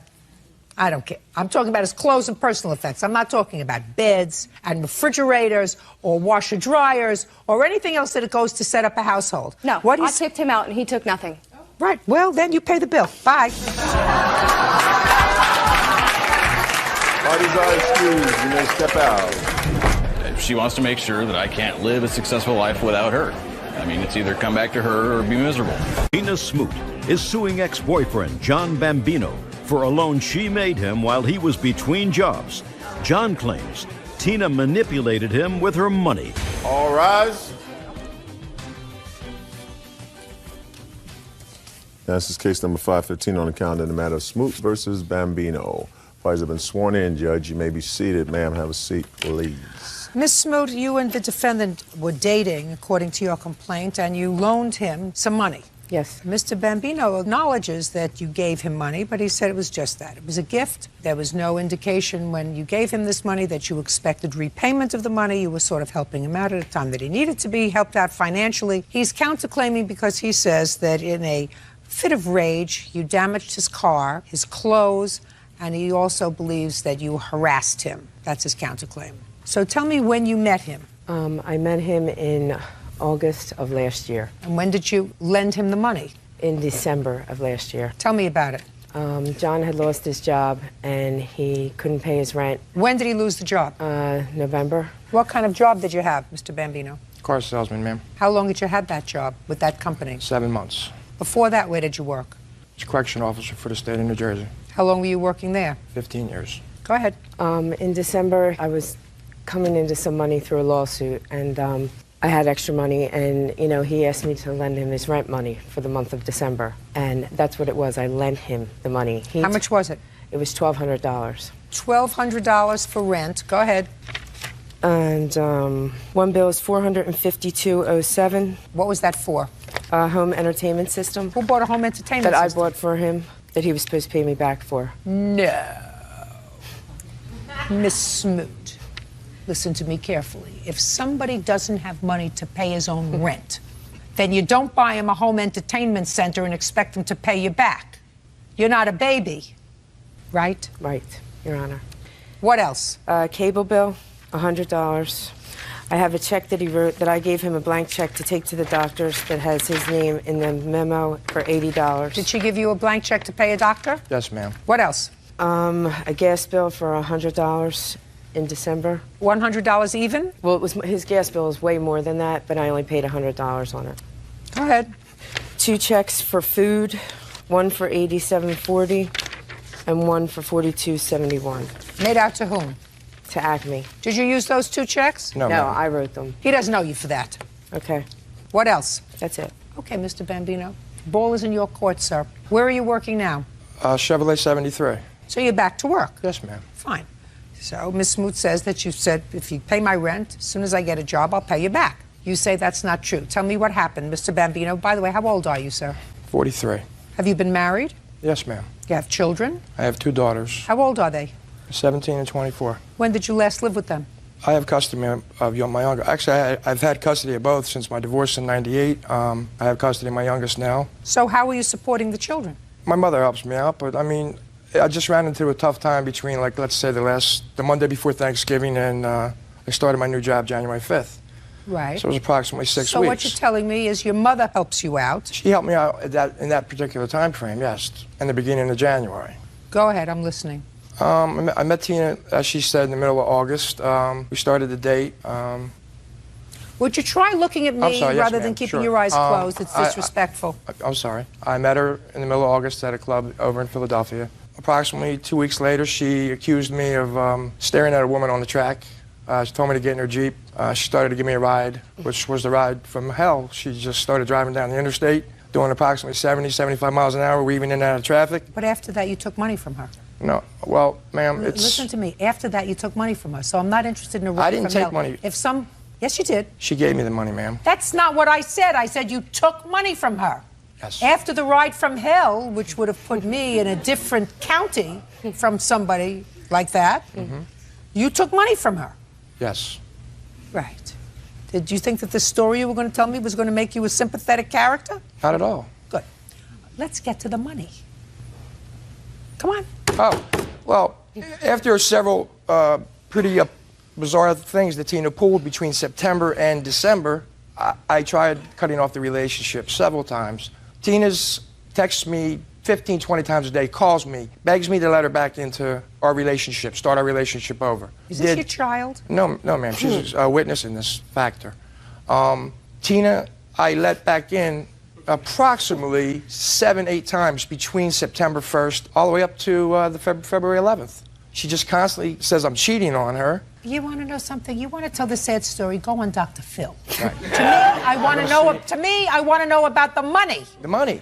Tina would manipulate things and try to get me to let her back in. And after 3 or 4 weeks of constant texting me every day and please begging me to let her come back and start the relationship over, I did it several times. Tina... Bambino, listen to me carefully. Get to the money. I am? In December, she may be desperate and she may find something about you attractive. Mr. Bambino, I do not. I know that. You are 43 years old. You look every day of it. I know. And then some. And Mr. Bambino, and then some. I have children who are 43 years old, sir. That's not you. That's the first thing. Second thing is, let's get to the money in December. Excuse me, you date him? No. Perfect. Get to the money. All right, I let Tina come back over in early December. She laid $1,200 on my couch and said, pay your bills with this. I don't care when you give it back to me, just pay your bills. She insisted. I did pay. I paid my rent with it, of course. The other things, utilities, she paid $100 for the heating bill. Mr. Bambino, how do you think Miss Smoot knew that you didn't pay your utility bills and that you didn't pay your rent? How do you think?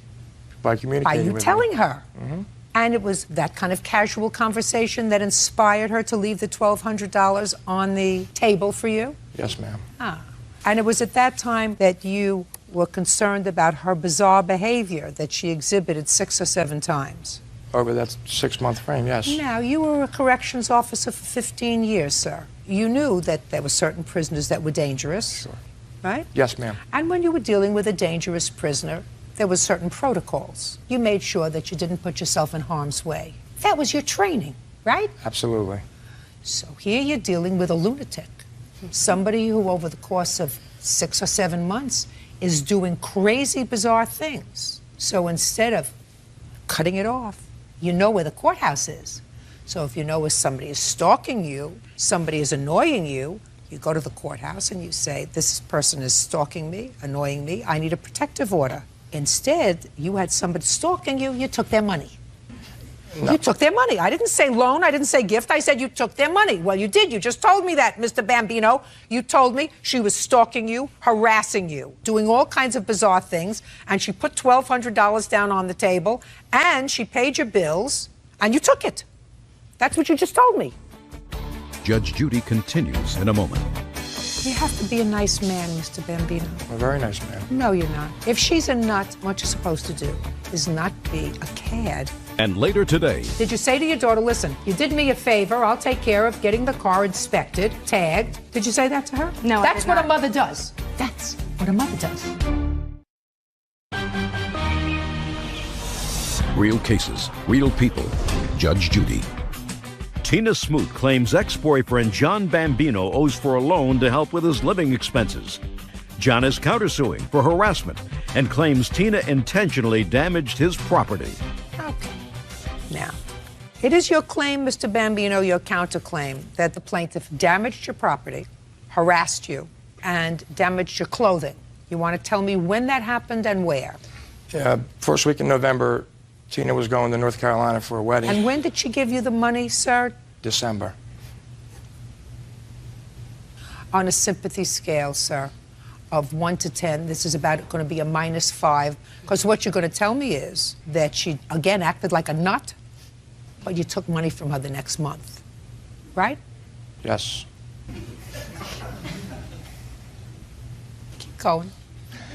She told me she would let me borrow her Jeep. I dropped off my friend's automobile that I was using at the time, which was a female friend of mine for 18 years. Tina, in the process, went in the glove box and found out who the car belonged to. She took a pen and ripped the whole roof of the inside of the car, ripped the leather on the seats, took a soda and threw it all over my clothes in the back. That's the incident in November. Why did you do that, Tina? I didn't go to that extreme. What did you... Tina. What happened? Why did you do it? I didn't do that, Your Honor. Yes, you did. You did some of it. I called him and told him to bring my Jeep. What did you do to the stuff in the car? I poured soda on his clothes, that was all. You poured soda on his clothes. Is there a police report with regard to the damage to this friend's car? No, ma'am, but I have pictures. It's not your car. It's not my car. Did you fix the car? Not yet. Then you're not the person who can file this claim against Ms. Smoot. That would be the car owner. Yes, ma'am. And as far as throwing soda on your clothes? So what? You owe $1,480. You have to be a nice man, Mr. Bambino. I'm a very nice man. No, you're not. If she's a nut, you're not supposed to take advantage of people who are not balanced. If you actually believe that Miss Smoot is not balanced, then what you're supposed to do is not be a cad and take advantage of her financially. You're supposed to say, I don't want your money. I don't want it as a gift. I don't want it as a loan. I don't want you in my life. I don't want that at all because I don't think you're balanced. I think that you should take this money and use it well by going to see a doctor who will maybe give you some medication to help you feel better. Instead, what you did is you took advantage of her because you're not a nice person. Nice people don't take advantage of sick people. Judgment for the plaintiff in the amount of $1,480. Your counterclaim's dismissed. Goodbye. Parties are excused. You may step out. It was all a big joke. To him, anyhow. That's totally not the case. It's totally not the case. She thinks that something's going on between us. We're just co-workers. She's a little insane. She needs some medicine. That's what she thinks. I feel bad because she's not a bad person. She's got 2 beautiful daughters. First of all, I don't have 2 daughters. I have a daughter and a son. I'm not going to date women ever again. I will never let anybody take advantage of me again. I'm going to do a background check and, do what I got to do. And now the next case. All parties in the matter of Breeden versus Strybee. Step forward, please. 23-year-old Michelle Breeden is suing her mother, Ollie Strybee, for breaking their agreement regarding the sale of a home. Michelle says Ollie kept proceeds that were supposed to go to her. Ms. Breeden, the defendant is your mother. You and your husband and child or children? 2 children. 2 children. Moved into a home that your mother bought, and the idea was that you would live there with an option to buy it. At such a time when your credit became substantial enough for you to get a mortgage and your finances sort of settled down. While you were living there, you claimed that you made certain improvements in the house, invested close to $4,000. And then, according to you, your mother decided that since the housing market had taken off, she was no longer interested in selling you the house at the price that she had paid for it, which was your agreement. But she wanted to sell it on the open market, which she did at a profit, and you believe that she should pay you for the money that you invested in improving the house. Yes, sure. That's the lawsuit. Yes. Your mother says that you and your husband, was it your husband, separated. You were no longer interested in purchasing the house. You moved out. She did, in fact, sell the house at a profit, but it is her claim that you were the one who told her, I can't buy the house anymore because we're separated. So she sold the house to somebody else. When did you purchase this house, Ms. Strybee? In April 2004. And how much did you pay for it? $102,500. And what was the financial arrangement with your daughter with regard to how much rent she was going to pay? She agreed to pay the mortgage payment on the house. Which was how much, Ms. Breeden? It was just shy of $900, Your Honor. Okay. I'd like you to tell me when you were advised by your mother that she was planning on selling the house. I was advised about 6 months prior to moving out that she was going to sell the house because she was no longer interested in selling us the house at what she paid for it. She was interested in making a profit off of us and wanted to sell the home to us for nearly $160,000. That wasn't the original Just a agreement. second. Did you discuss that with your mother? You said you found out. Did you have a conversation with her? Yes, I had a conversation with Ollie. I told her that I couldn't make payments on $160,000, so we decided that we were no longer going to buy it because she wanted so much more for it. Okay. Now, what was your arrangement with your mother at the time she purchased the house? When she purchased the house, she was going to let us move into it. We were going to cover the mortgage for 1 year, and then after 1 year, we were going to try to get our finances in a situation that we could get appropriate financing. And what happened in 2005? Right after my second child was born, we went in to get a mortgage. It was not satisfactory. We discussed renting it longer from her. That was fine with her. A couple months into 2005, she was trying to buy another home for herself. So she discussed selling the home if we could not buy it from her. I said, well, we've already put nearly $4,000 worth of our own money into it. And if you sold it, I would at least like to get that money back out of it to use as a down payment if we chose to move somewhere else. That was fine with her. We moved out the end of February, and she put the house on the market in March. It took her till November 1st to sell the home. Gotcha. When she sold the home, I came to her halfway through November, and she said something about she didn't want to discuss it through the holidays, so I came back to her at the beginning of January of 2007. By that time, she said that she didn't have the money and that she thought that since she had to pay the mortgage from the time we moved out to the time it sold, that she believed she no longer owed us the amount that we were asking for. Gotcha. Okay. Now we'll hear you. Michelle and her husband were expecting their second child and living in a hotel. And although Michelle and my husband doesn't get along very well, I didn't want them to be living in a hotel when the second child. So you so made we bought this this house for them. Got it. The arrangement was that she would pay the mortgage payment for the year. I got it so far. There are certain things that are not contested. You were a nice mom, bought the house, let them live in it, cover the mortgage payment, and then there came a time when you wanted to buy another house. You couldn't buy another house because you already had this house. So let's go. The arrangement was for her to buy the house at the end of a year. I told her I'd give her a year. She so said at the end of that year, she didn't have her finances fixed. Got it. That's what she said. So her husband had moved out. She said that she couldn't afford to make the payments anymore with him paying for someplace else to live, and that she was fine with me going ahead and putting the house on the market, and that they would move out. Our original agreement for the year was at the end of the year, if I sold her the house, I would credit her how much she's paid for the mortgage, so that would cover her 10% down she needed to buy it herself. I'm talking about the $3,900 that your daughter says you discussed at the time she moved out, that she had invested in improving the house, and that you had said to her, the time when the house is sold, I'll give that back to you. I don't remember that conversation, not when she was moving out. I only discussed with her when we first bought the house that any improvements she made in the house at that time, if she didn't buy the house, I would pay her back for it at the end of the year. Oh, fine. So that discussion was had. Fine. Let me see what you put into the house. How much did you sell the house for, Ms. Tribe? $149,500. Okay.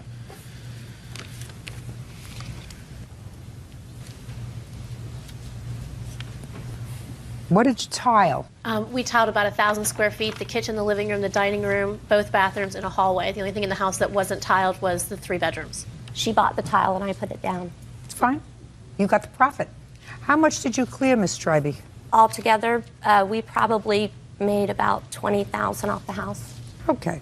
And I did give her, during this period when we were selling the house, they had repossessed her van and she had no transportation. So I signed over my 2000 Jeep Grand Cherokee to her. That agreement for that Jeep has nothing at all to do with the home. My first child, I gave up to adoption within this period of time. And I was going to give it to a couple that was in Miami that I did not know. And she came to me and said that since I did not have a car, that if I gave my child to her friends, she would give me the car, and her friends are very good people. But that was the agreement for the Jeep, and that has nothing at all to do with this home. That's not true. I would never offer to sell my grandchild. That was what he needed, because he had already been taken out of her possession once and placed with me for custody. How old is he? He's 6. He's 2 weeks younger than my 6-year-old. I have a 6-year-old as well. And during this period, which is why the husband moved out, is because he was taken away from them and put in my custody. This still has nothing to do with the house, Your Honor. It did, and that was the point where she couldn't afford to make the payments anymore. Where is your husband now? My husband right now is in Cocoa, Florida. Do you live with him? No, I do not. Who do you live with? I live with 2 roommates, and I cover 1/3 of the rent. My friend Lisa and her husband cover 1/3 of the rent, and then my brother-in-law and his wife cover the other 1/3 of the rent. Are you still married? Yes, I am, Your Honor. This arrangement just happened within the last few weeks because her husband's been in jail. At the time that you were living in this house, Who was working, you or your husband? My husband was working, and I owned my own business. What kind of business? It was a children's consignment shop. That I helped her open. So you were both working? Yes. So whatever money you invested in the house, you would only be entitled to half of this. Is that right? The other half would be your husband's? Yes, Your Honor, if you want to look, yes, that would be correct. Okay. Do you think your mother has been reasonable or unreasonable with you? I think my mother has been selfish and incapable of being a mother. In the relatively short time, Ms. Strivey, that I have to spend with you, I'm never going to be able to figure out the pathology of your family. Mm-hmm. But it clearly seems to me that your daughter, whether rightfully or wrongfully, labors under the assumption that you had an agreement, which I find to be potentially a valid agreement, that whatever improvements they put into the house that might inure to your benefit when you sold the house, you would reimburse her for if the house wasn't sold to them. That's a reasonable expectation. And truth is, you sold the house for a profit. And if it were me, I would have said, you know what? She's not in great shape. Let me give her what she put into it and let her move on. That's what I would have done. I did offer, when she started looking for another home right away, I went out with her, and I was more than willing to help her find another home. And if she at some point in the future, was going to buy one, her father and I had already discussed, we would each pay half the deposit. I've given her lots of money. I assume I've given that's her, true. But I've always made her pay me back, and I think she's very ungrateful. Okay. Judgment for the plaintiff in the amount of $19.50, which represents 1/2 of the amount that you invested in the house. The other half is not your claim, belongs to your husband. Okay. Got it? Good. Thank you. That's all. Parties are excused. You may step out. I've been given a mother who's incapable of loving me, yet comes off as trying to be this star person, and she's not. Michelle has a lot of anger issues over me divorcing her father when her and her brother were young. She wouldn't have been able to sell that house for what she did if we had made the improvements to it. I've helped her with every apartment, every bill, every vehicle. She claimed that she didn't have the money to give me back that we put into the home, but then she instead, that same exact month, went out and dropped $5,000 on a jacuzzi, another $5,000 on breast augmentation. So that apparently ranks higher in the scheme of her life than her daughter. I don't think I owe her any explanation for what we do with our finances. Maybe a last chance effort of getting some type of recognition from her. I understand where she's coming from. I've forgiven her over a course of a lifetime for the things that she's done, but I would have to be very stupid to accept her back into my life. 22-year-old Tanya Thomas and her husband Jason are suing Tanya's mother, Kathy McAfee, for making false charges to Child Protective Services. Yeah, this is case number 575 on the calendar, the matter of Thomas versus McAfee. Thank you. You're welcome, Judge. Parties have been sworn in. You may be seated. This is your mother, Miss Thomas, is that Yes, right? it is. And this is your boyfriend? This is my husband. When were you married? February 15th of 2007. You have one child? I have a daughter and he has a son. You have one Yes. child. And it is your claim that your mother made false allegations against the two of you to Child Protective Services. You consider that defamation and you want her to be responsible for paying you damages. Your mother says that she really had the primary responsibility for a long time in raising your daughter until recently. And when you married and when you took up residence with Mr. Thomas, she had legitimate concerns over the child's welfare based upon things that the child told her. You and Mr. Thomas were married February 15th? Mm-hmm. How old is your daughter? She's now 3. How long have you and Mr. Thomas been living together? Almost about maybe 7 months. Did your daughter live with your mother? No, she did not. I lived with my mother for a short time and her and I lived there together. When was that? That was off and on from the time she was born. We lived together from 04 to 05 and then a couple months in 05. And then last March of 06, we moved back into my mom.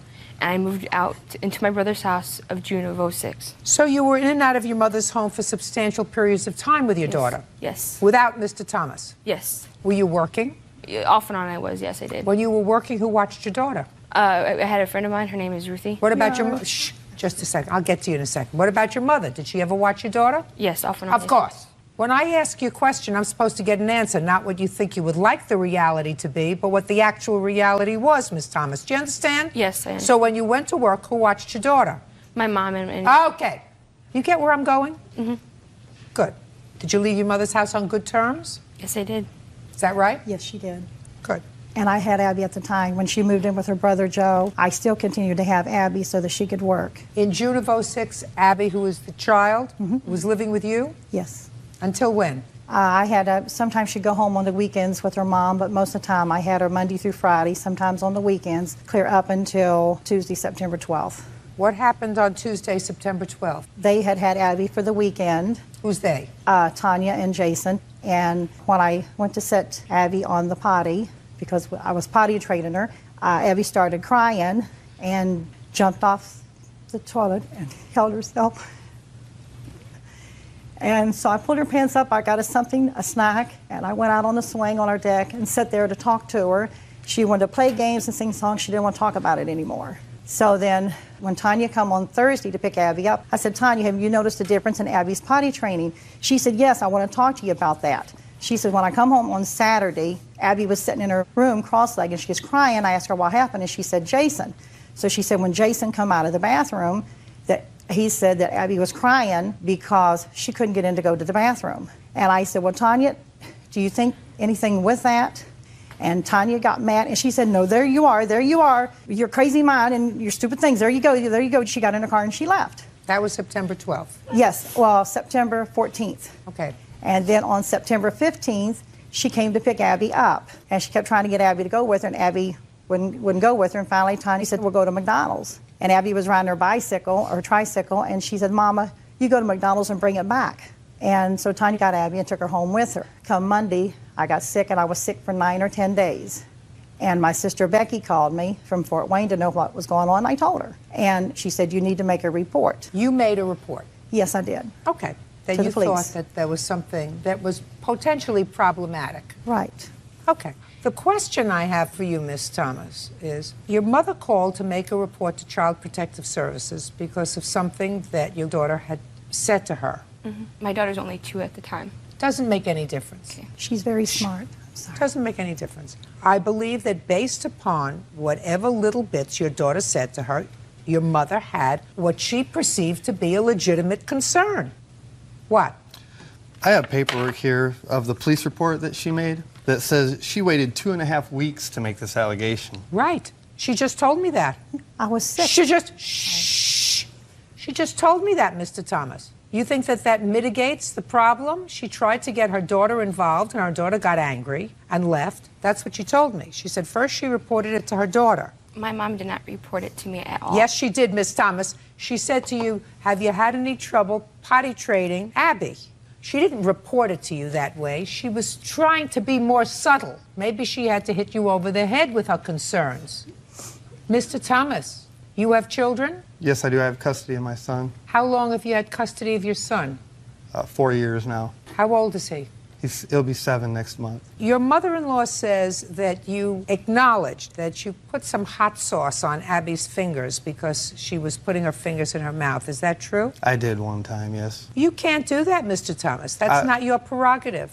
I understand that. I went well, over you that. understand that now, but you think that that might be the cause of concern by her grandmother? Well, I see where she would have concern there. So, I want to see the report that you say that she made to the police.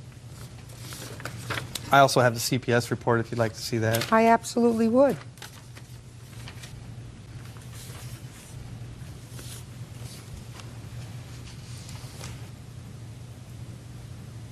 Okay. Your mother reported that she believes her 2-year-old granddaughter is being abused by her daughter and her boyfriend. She advised that she has watched her granddaughter and observed significant change since her daughter became involved with her new boyfriend.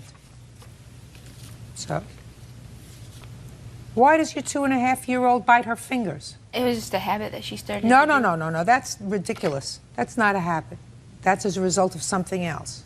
Okay. Children don't bite their fingers unless there's a problem. Your Honor, she had also started to stutter, which she never did before.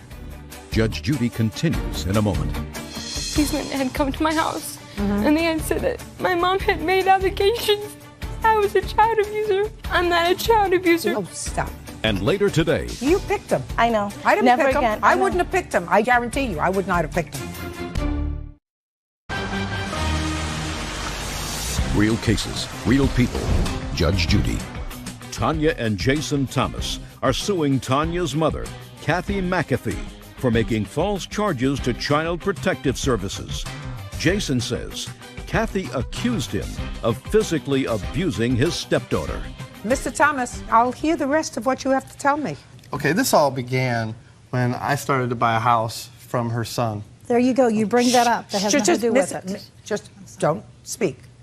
Her son, Joey, came to me and wanted me to buy a house. They knew I was already pre-approved to buy a home, so I decided I was going to go ahead and buy this house. We closed on the house on September 13th. Now, on the closing of this house, Joey had told me that he was going to give me some money back on closing because the house wasn't in all that great a shape. So he was going to show up on the 15th. On the 14th is when we picked up Abby from her house. 15th. Sorry. Don't speak again. Okay.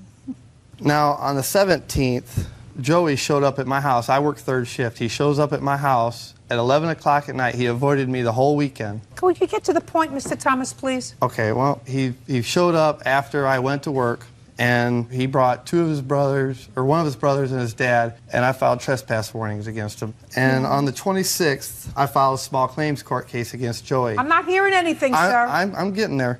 And well, get there fast. On the 15th, she calls and threatens us about this CPS thing. I did not. No. Mr. Thomas, what do you mean she calls and threatens you about this CPS thing? Well, she just out of the blue. No. Did you speak to her? Her daughter. What did you say to your mother, and what did your mother say to you? She called on the phone, and I answered it. And this was right. Look at me. This was right after the police came to our house. My mom called. She was yelling. Police came to your house about what? About my brother's, the confrontation. Okay, so there was a confrontation between your brother and your husband. I was trying to prevent confrontation, and that's why I had called the police. Go ahead. And my mom had called, and I answered the phone, and she was cussing and hollering, and I'm like, what's going on? And then she was mad at me for calling the police on my brothers. So? And I said, I understand that, Mom, and I was trying to tell her, I said, I know how my brothers are. They like fighting, and I said, I only did that to protect my family. I did not want no fighting there because my kids were there. And she was still mad and cussing and hollering, and that's when she said, well, I'm going to get you for child abuse and everything, and she hung up. Oh, you're under oath. And she hung up. No. And then it was October 2nd, policemen had come to my house, and they had said that my mom had made allegations I was a child abuser. No, your mother made allegations. Let me be very, very clear to you. You've already acknowledged that you permitted him to discipline this child in a way that I believe is inappropriate. I believe that your mother tried to talk to you well before this, when you came to pick up your daughter way back in September, about your daughter's potty training, and you left. That did happen, did it not? No, it didn't. Yes, it did. Oh, yes, it did. I don't think she said the word abuse. I believe she said to you having difficulty potty training Abby. She never came to me about it, I swear. She didn't come to you. You were at her house. I came to her house on the 14th to pick up my daughter. My daughter was fine. My daughter left with me fine. I'm not a child abuser. Let me ask you this question. Did your daughter ever say that she wanted to stay at your mother's house and you said, we'll go and get McDonald's? No.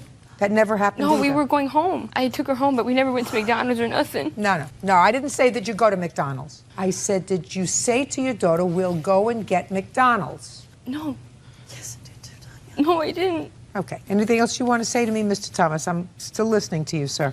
I just don't understand how these allegations could be made. She made allegations that she abused her granddaughter when she was an infant. She waited, almost 2 years to make this allegation. No. She waited almost 2.5 weeks to make that. Child molesting to me, Your Honor, is a very serious thing. Very serious. And very subjective sometimes, Mr. Thomas.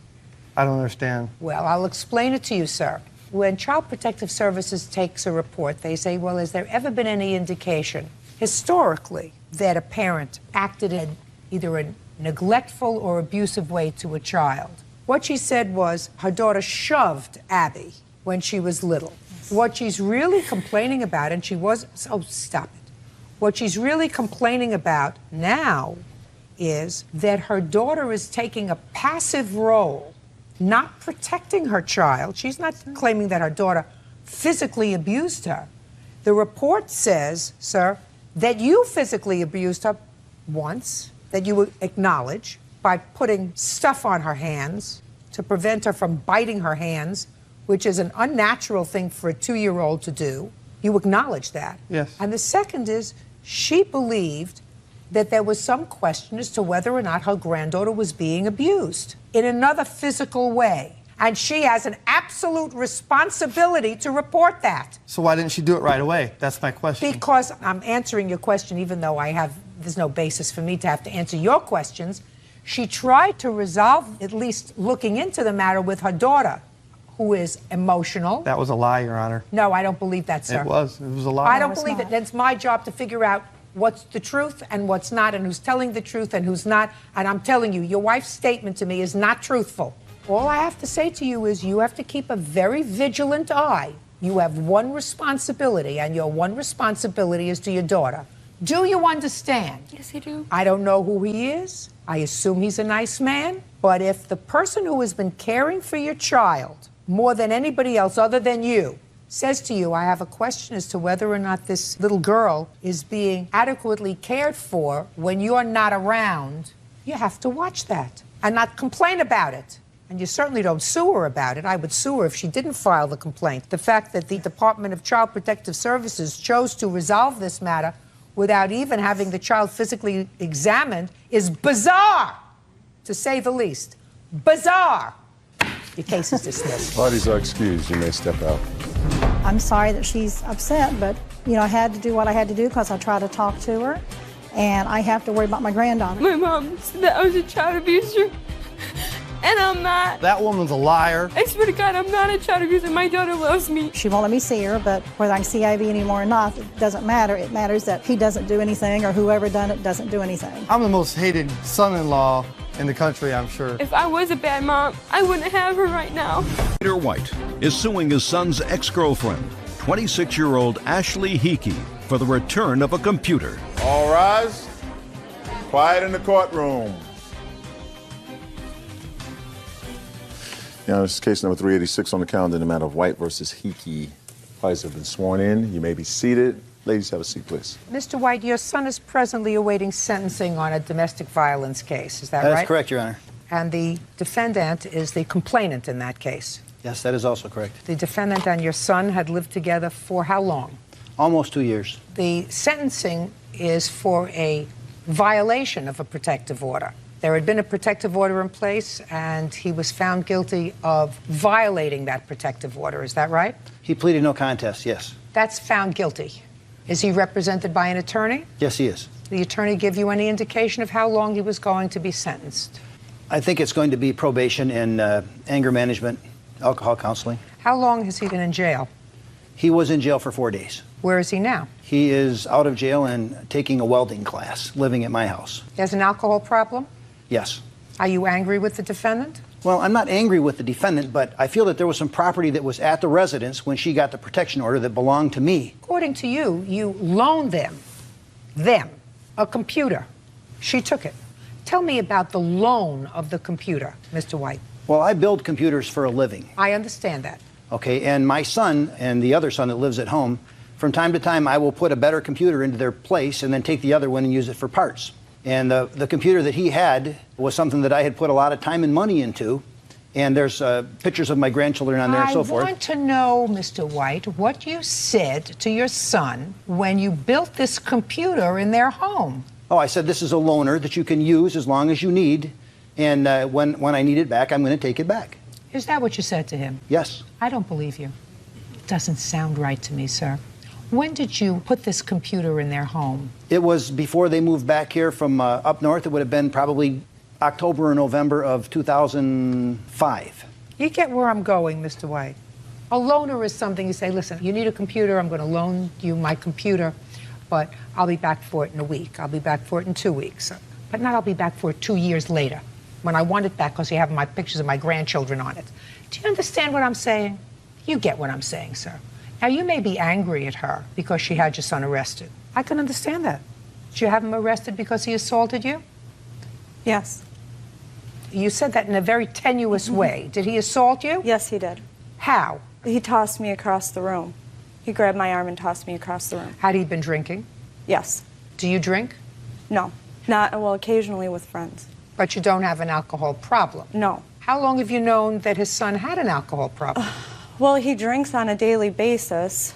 I guess from the beginning I knew it, but I just it was my own fault for knowing and not doing anything about it. Was he working at the time that you lived together? When we first started living together, yes, he was. And then? And then he got laid off and was on unemployment until it ran out. Were you working? Yes. Steadily? Yes. Same company? Well, when we lived in Petoskey together, I asked to be laid off because I wanted to move back to Bay City. I didn't know if we could find work right away. And when I got there, I had a really hard time finding work, but I did find a work at a daycare. And I worked there until I found a better job, which is where I'm at now. How long have you been working at this company? Since August. Sounds like a nice young lady, sir. You must have been thrilled that your son, who has an alcohol problem, hooked himself up with such a nice young lady. Should I respond to that, Your Honor? I'm waiting for an answer, sir. I was not happy that he was with her, and one thing I am grateful for about this whole mess is that he's not with her anymore. Is that right? Yes. I'd like to hear why. Because she has a history of being what my wife refers to as a gold digger, and she's taken people to the cleaners more than once, and it's documented, and she's doing it again this time. Documented where? You mean because she took your rebuilt computer? No. Because the first guy that she had a kid with that she wasn't married to, she got money out of him. And then the second guy that she had a kid with that she wasn't married to, she got thousands of dollars out of him. And what'd she get out of your son, who was unemployed most of the time? Well, they were co-signed on a house, and she owns all that, all the furniture that's in there, and he hasn't got one thing back out of that either. He wasn't working. Well, he has been working. In fact, he was working a very good job. He's got an alcohol problem. That's Mr. true. White. When you have an alcohol problem at 27, he's 27? He will be in a month. Well, 26. When you have an alcohol problem and you're 26 years old, the likelihood of you amassing a great deal of money is de minimis. What I'm telling you is I spoke to her for a relatively short period of time. And you may be angry at her because she had your son arrested, because he spent some time in jail, because he's awaiting sentencing, which is going to include an alcohol program, which it should, and probably a little anger management as well. That doesn't give you license to sue her and to abuse the court system. What you're saying to me was, in 2005, 2 years ago, you put a rebuilt computer with parts that you put together in a home that your son shared with her. And you want me to believe that you said to your son at the time, I'm loaning you this computer until I want it back. And I'm telling you that common sense suggests to me, sir, that that never happened. You may have said to them, from time to time, I'll come and add new parts to it and give you a new one. That I can imagine if that's what you do, but not 2 years ago saying to them, this is a loaner. If you say to me, I made a gift of this computer to my son and she took it, different story. Then your son would have to be here and say, it was my computer, I want it back. I understand what you're saying, Your Honor. And the only disagreement I would have with that is she took property that belonged to me and said she needed it for school. And yet I feel like if you take something that belongs to somebody else because you need it, that's not justification. It didn't belong to you. When you give it away, it no longer belongs to you. Judge Judy continues in a moment. It's his fault if he's an alcoholic, and it's his fault if he got himself into legal trouble, for which he pled guilty, which means he did the wrong thing. Not once, but twice, that we know about. And later today, I want you to be quiet. I want you to let him dig this grave all by himself. Do you understand? Yes. real cases, real people. Judge Judy. Peter White is suing his son's ex-girlfriend, Ashley Hickey, for the return of a computer. Now, you and your wife are angry at her because she caused your son trouble.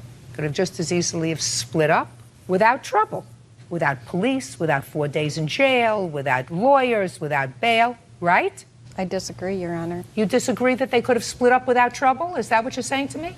Yes, if we would have been able to get some of the stuff back from her, like this computer. I'm not talking about stuff. Aren't you hearing what I'm saying? What I said to you, madam, was you would think as parents you would want them, if they were going to split up without police involvement. I agree with that. Well, yes, Your Honor. so why can't you just say I agree? You don't have to be argumentative. I do. The only problem is your son was a violent alcoholic. And the only way that she could get him out of the house and get her to leave her alone was to call the police. Because he wasn't leaving her alone. He's not allowed to put his hands on her. And he's not allowed to come back once there's an order of protection. That's not her fault. That's your son's fault. And you better put the blame where it belongs, because it doesn't belong with her, it belongs with him. And the quicker he grows up and figures out that he has two loving parents, but he better not disappoint them, because you're going to be there for him if he falls on his face. But don't blame other people. It's his fault if he's an alcoholic, and it's his fault if he got himself into legal trouble, for which he pled guilty, which means he did the wrong thing. Not once, but twice. More perhaps, but twice that we know about. And if your son wants to come here and tell me that this was a gift to him and she took it without permission, I'd hear him. But you did not loan her your computer.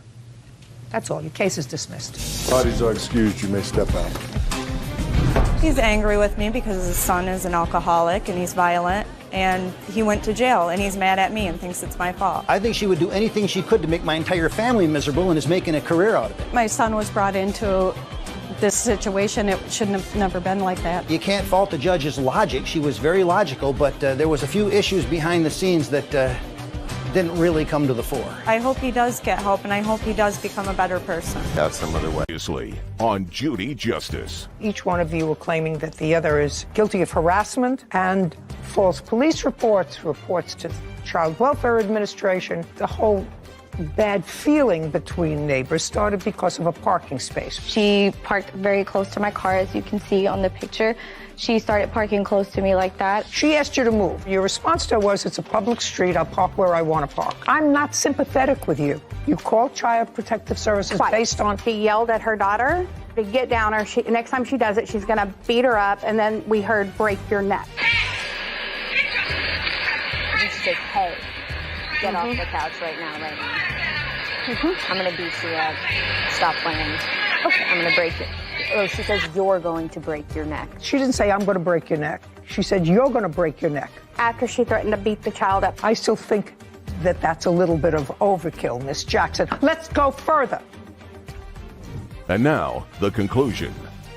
Lynette Hernandez is suing her neighbors, Pamela Jackson and Ashley Jackson, for filing false CPS reports and defamation of character. So the first two times that you called Child Protective Services, I think that they were iffy. And I believe, if you see something, say something. But this comes from a different place.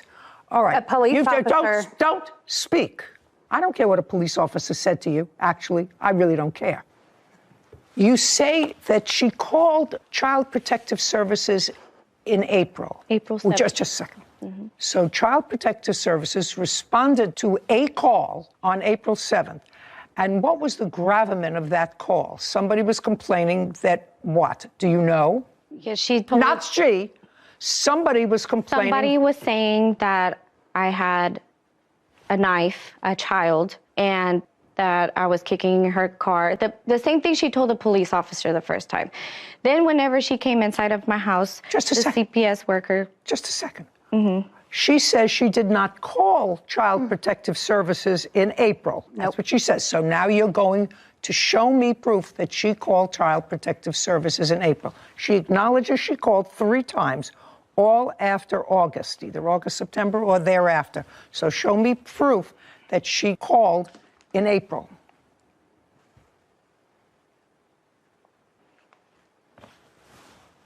Just tell her to press play.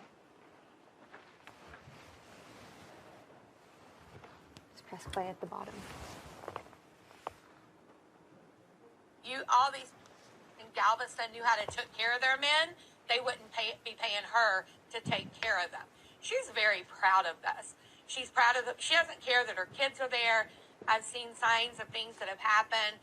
There was one incident, and yes, it did get reported to CPS. Yes, there's a video out there. Now I'm going to have to go find the video where one of the guys that comes out giving her money, the daughter is sitting there kind of grabbing herself money, almost like something happened. So it's almost like Lynette actually pimped out her own daughter. What kind of mother is going to do her prostitution in front of her kids, and B, allow them around her daughter? How did you get this audio? She posted that on TikTok. And the first time that they came, April 7th, CPS, they told me that those were the allegations that were made. Clearly, that's your voice. It's clearly, just a second. That was after. Clearly, that's your voice. That's my voice, but I'm not the one that called. I learned about the allegations. Clearly, she called the police. Clearly, that's your voice. And those are pretty serious allegations, because you're not only accusing her of committing a crime in front of her children, you say in this audio, which is on TikTok, is that where it is? See if there's people are so crazy, that she is using her daughter, who is 7. That's what you say on here. That's pretty vicious. At the time, just a second. That's pretty. Your Honor, she's claiming that I'm a prostitute. Just a second. Does it sound as if right now, I told you, I don't care if you have to parallel park. There's another TikTok to why that one was posted that would clear more information. I don't care if you have something that would clear more information, madam. She accused me of being arrested for calling CPS when I wasn't. And that particular CPS called somebody else. She called the police after Did you post this after on a just a sec? I got fired for. That's your voice. And I don't care if you're having a private conversation with somebody, if you're saying to somebody privately, this is what I think is going on there, this is what I think. You posted this on a public platform, accusing her, not only accusing her, but saying that you saw her home being used for prostitution and her using her child for prostitution. That's what you say. Hey, that's what you say in here. And it was posted because that's the only way you get it. Views, unlike hers, that had over 4 million. Just a second. I'm telling you that is egregious. That is egregious. Now, I have a question for you. Have you ever been arrested? No, ma'am. I didn't ask you for anything. Have you ever been careful? Have you ever been arrested? No, ma'am. If you haven't been arrested, you couldn't have been convicted of a crime. You have 2 children. How old are they? 7 and 8. Who do you work for? I'm a home health caregiver for a company. You work full-time? Part-time, because I was a student. Where? In Galveston College. Is that a brick and mortar school? It's a community college. But it's a brick and mortar school. It's not online. No, it's public. When I say it's a brick and mortar, it's a building rather than something in the cloud. Yeah. Okay. Outrageous. That's outrageous. She ended up. Lynette Hernandez claims her neighbor, Pamela Jackson, defamed her on social media. Pamela says she called CPS on Lynette after she witnessed abuse. Okay, when's the 3rd time you called? The 3rd time, she was outside with her child. Her child threw a ball at her. She took the ball and with full force, she took it and threw it at his face. She also threw it at his groin. Then when he was upset and crying, she looked at him and told him, "You've been hit harder than that in soccer." Okay. Did you have a video we have of a that? recording. I'd like to see it. Which one is your phone? The happy face or this face?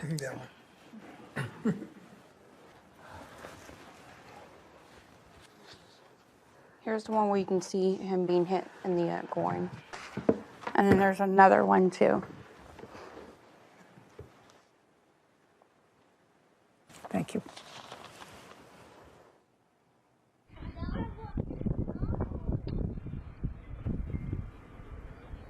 I'm not sure what this is showing.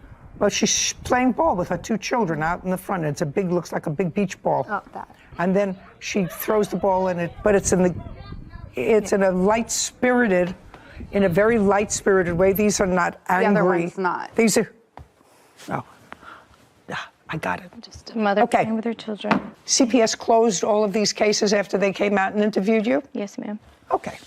It was ruled out because they didn't find anything. Okay, now I'm going to hear one thing from you, only one thing, and that's your counterclaim, because I don't care about police, I don't care calling the police. You're all entitled to do that. CPS is a whole different thing. If I could add something, please? Not unless it's on video, because what you showed me so far. I got document for this one. What? We've got documentation on this one. On what? In retaliation, she called CPS on my daughter who doesn't have kids. Who cares? Then your daughter's not at risk if she has no children. CPS responded based upon at least 3 times, maybe 4, but at least 3 times. And so far, nothing that I've seen, other than the fact that you were annoyed, would require or suggest child abuse or neglect. So I'm telling you, that's trouble for you. All I want to hear now is you claim she assaulted you. That's your counterclaim. I don't want to hear about anything else. You claim she assaulted you. Well, we have two parts to that. We also have defamation. All I care about, you have to understand, I find that what you and or your daughter did by calling Child Protective Services vindictive and vile. And it took people who should be out there really looking to take care of children who are really abused and or neglected, took their time to come out, do an investigation, all because of vindictiveness, because I saw nothing. If I were trying a neglect case... I have video of a cop telling me to call Just CPS. a second. Just a second. I don't care. You have shown me the basis that you used to call Child Protective Services. You took the video of it. And I'm telling you, that was my business for a quarter of a century. I would never make a finding of neglect based upon anything that you had here. Anything. So now, follow directions. You know, I told you, I'm an equal opportunity abuser. I told her she's got to learn how to parallel park and not tell people where to park on the street. All I'm interested from you is tell me about this assault that you allege occurred. The night of the assault, and we have video of it. I should get that ready. Date, just a second. Date. November 27th, this past year, 2022. It was in the evening. I was outside changing my cameras, and she came home and took my trash can because she had put hers in front of my car that day, or the day before, and the cops even, because at first she... No. Don't go off on a tangent. Okay. So she took my trash can, put it in the middle of the road. She likes to try to get me tickets, so I went to go move it. She kept pulling it and moving it back out there. So finally I went to go grab her can to move it over. Well, she ended up taking my can and going like this. Literally shoved it into me 4 times. I ended up with scratches and bruises. Okay. I've got a back strain and I'm going to agitated see. my arthritis. I'm going to see. I've got the medical records. Just a second. I'm going to see the video of that and the police report. Can you pull that video? I don't have my phone. Your Honor, I have the video of the whole incident. Is this ours? Yes. My phone. Pull up that video. We have it on the monitor if you want to see it. Oh, yeah. I'm about to move it.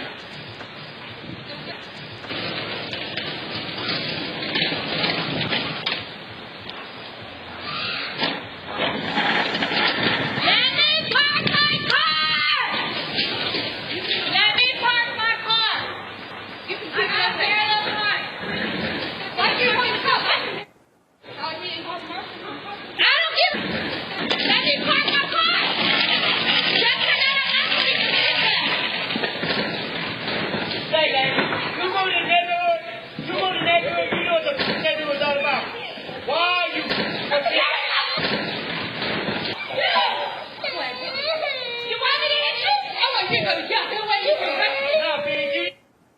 I don't see any. Your Honor, I have a video of the whole Just a second. I don't see anything there. Those are just clips. Shh. I don't see anything there. Miss Jackson, I see 2 ladies fighting over the trash cans. I don't see her assaulting you. It was the trash can she got me with. I don't see it. I don't see her going like this into you 4 times. I don't see that. I don't see it. Now I'll look at a police report. That's your video. Do you see her shoving a trash can into 4 times? You can see that they come together with both trash cans, but not much more. Stupid. People acting stupid.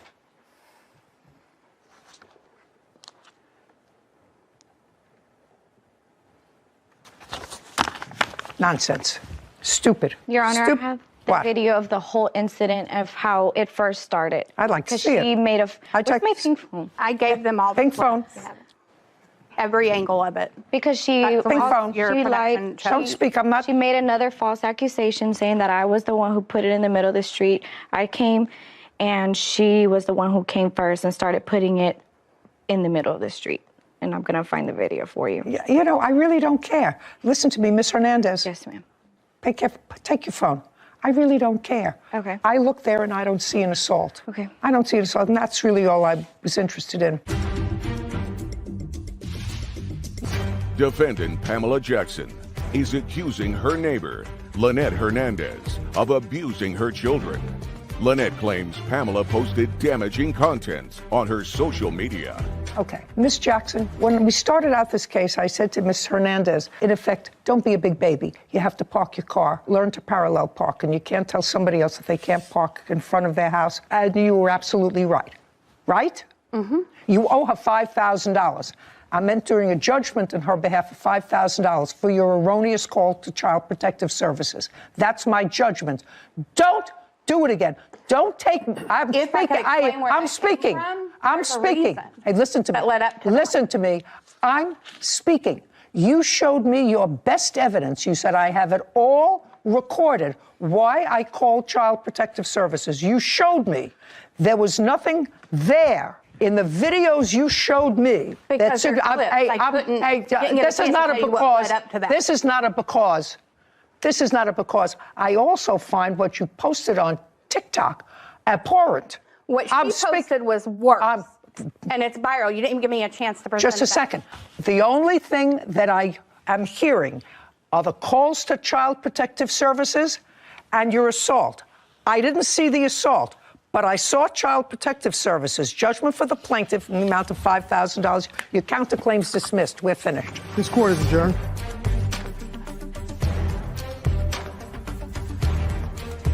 I overheard a lot more than what was, and saw a lot more than what was being shown. I got justice because you shouldn't waste resources, on something.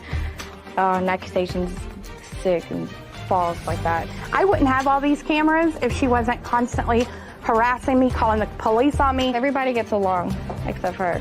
She's the problem. She wants to become TikTok famous. When she realized her videos of defamation against my mother was getting a big hit, she was like, okay, I'm gonna keep this on. I'm not trying. It just happened. We've tried to ignore her. She's the one that keeps doing it. There's been things that she's done, and it's just all out of pettiness. Wait for the police to finally arrest her. Thank you, Judy Justice.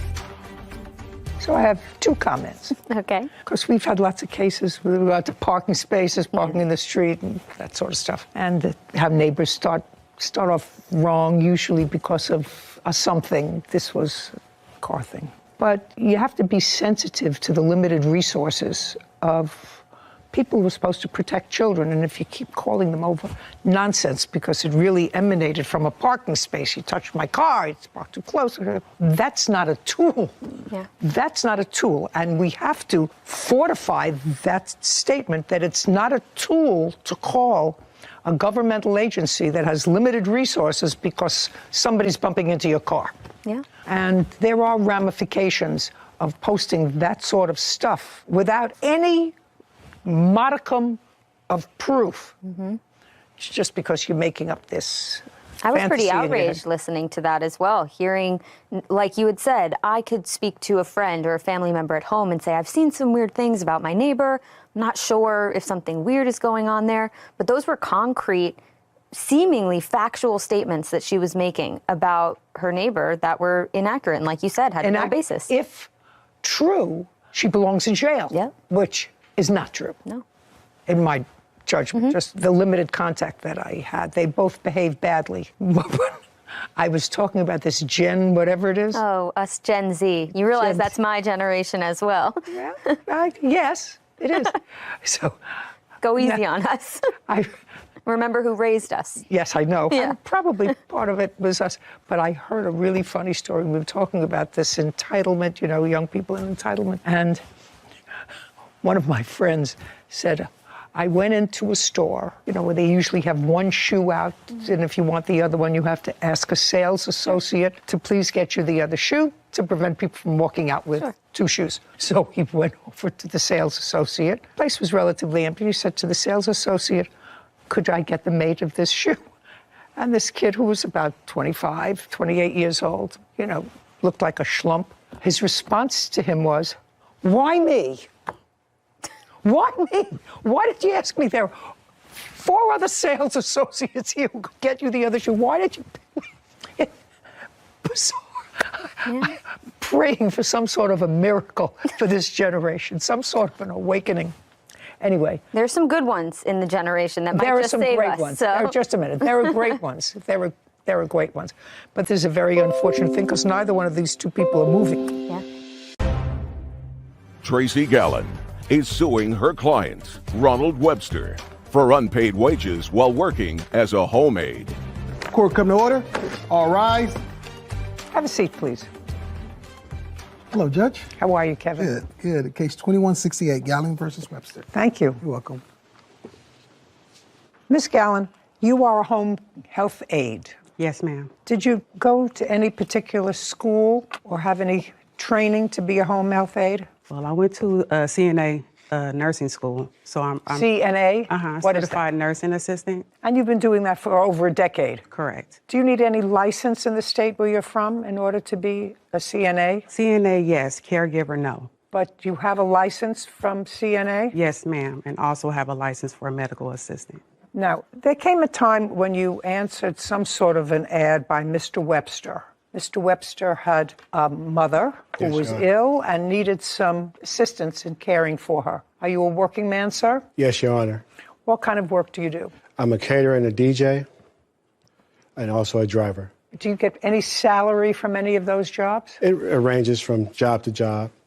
Usually, how much? For DJing, a couple hundred. Couple hundred for how many hours? It's basically by the job, the location, things of that nature. So it can vary.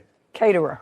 Catering, we're building a family business, so basically getting started with it. Probably made as much as $1,800 before for a catering event. So again, it was brand new prior to the pandemic. Okay, and what's your steadiest source of income? Driving as of now. How much do you make approximately an hour driving? Now, probably $22 with the subtractions. For $22 an hour? Yes. Is that with or without your tips? That's with tips. Did you always live with your mother? I lived with her for quite some time. Say within the last 10 years. Within the last 10 years, I moved out 3.5 years ago. Due to illness, I was staying with her, so I was not really able to work. During that time, I went to school to become a caterer, cook, etc., culinary school, business school, because I did have aspirations to open a restaurant eventually, or a catering business eventually. So you didn't live with your mother for the last 3.5 years? No, Your Honor. What kind of illness did she have? My mother was diagnosed initially with COPD. I forgot exactly what those words are, but it's a pulmonary. It's with her. I know breathing. it's COPD. It's a pulmonary disease. You're better than me. Then there's also emphysema, along with some other things that I was not made aware of until she passed away. How old was she? 68 years old. A kid? Yes, Your Honor. How long was she bedridden? From when to when? November 23rd until her death date of April 30th. So all the time that the plaintiff took care of her, she was bedridden? Yes, Your Honor. And was your mother pretty strong-willed? Yes, very much so, Your Honor. And the COPD and emphysema was in all probability, at least in part, if not in all, attributed to her smoking. Yes, Your Honor. Now, according to your complaint, Ms. Gallion, you worked for Mr. Webster in taking care of his mother, with whom he didn't live. Is that correct? Yes, Your Honor. Did anyone else live with her? My son lived with her. How old is he? He's 29 years old now. What does he do? He was working at the time for Tesla. He was, but he's no longer. No longer. But at this time, he was working for Tesla? He was working for Tesla. The whole time? Yes, Your Honor. The whole time right? from being released from the hospital up until her death day, yes, Your Honor. Now, the house belonged to your mother? Via rent, but yes, Your Honor. She rented it? Yes, Your Honor. She was a rentor? Yes, Your Honor. So her grandson just stayed there with her? Yes, Your Honor. So he slept there, and you were supposed to come during the day? Yes, Your Honor. Monday through Friday? Monday through Saturday. Okay. Now, do you have the ad that you got from the defendant? I do. I see it, Kevin, please.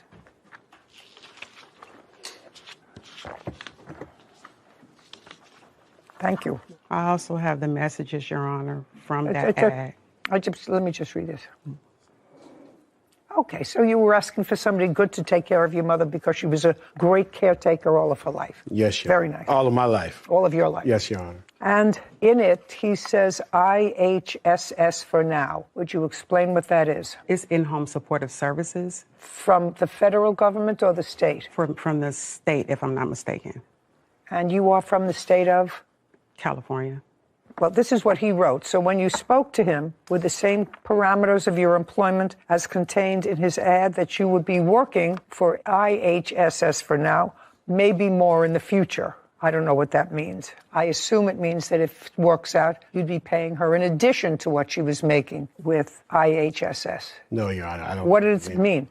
IHSS for now. Yes. Maybe more. What does that maybe more mean? I honestly can't recollect what that meant. I am aware that I did send that text message or that Facebook post. Is there anything in any of the text messages you have that indicates what maybe more is? Yeah, just verbally, he stated out of his mouth that anything extra, him and his son would pay out of pocket. Okay, extra like what? Extra hours, if the hours that I agreed to work to, if it needed to be extended, my traveling time, my toll from where I was driving from, he was supposed to reimburse you. Yes, for. ma'am. Is that correct, sir? No, Your Honor. Now, you started working when? February 24th was my first day. From February 24th until April what? 23rd. And that was 6 days a week? It varied because depending on my schedule, so every other week I will work Monday through Friday, and then the additional weeks I'll work Monday through Saturday. So it's between 5 and 6 days a week. And how many hours a day were you working? 5. So when you came into work, was the grandson still there? Sometimes he was, sometimes he wasn't. And if he wasn't, Miss Webster was alone? Correct. And when you left, was she alone? Yes, ma'am. And then hopefully the son came back to assist her at night. From my understanding, there was another caregiver that was supposed to be there at nighttime, which I never saw, so I'm not sure. Did you have another caregiver there at night? Yes, Your Honor. And who was that? Her name was... How long was she there? You mean her work time or her duration of employment? Duration of employment. The same time that Tracy started. Did she get paid? I'm not aware of Just a second. Did you fill out papers for... Your Honor... That says it... No. If you didn't fill out papers for her, then either she was working for nothing or she got paid from you directly. Before you answer me, you had a nighttime person who was hired at the same time the plaintiff was. Either she was paid from an agency, or she was paid from you, or she did it gratuitously. What was it? Had your son ever applied to be caregiver for your mother? Think carefully before you answer that question, because this one knows all. Had your son ever applied to be your mother's caregiver? Yes, Your Honor. Yes. Oh, makes it so easy. Tracy Gallen claims her client, Ronald Webster, owes for unpaid wages. Now, the agency, was she paid from an agency? Yes. Don't say yes if she was not. If she was not paid by the agency because she didn't get paid, then say she never got any money from the agency. And if you never filled out any paperwork, she couldn't have gotten paid by the agency. Correct. Well, why don't you just... Let me rephrase that, because this is where the trepidation comes along. Neither of the caregivers were properly inputted into in-home supportive care system. So there's an allotment that is allowed where caregivers can work in hopes of having a large lump sum payment once they get their paperwork, background check, and everything else taken care of. So up until the 29th, no one had gotten paid because no one had their paperwork taken care of yet. So it's on the 29th when that starts to come about. So I personally never signed any paperwork for neither of the caregivers.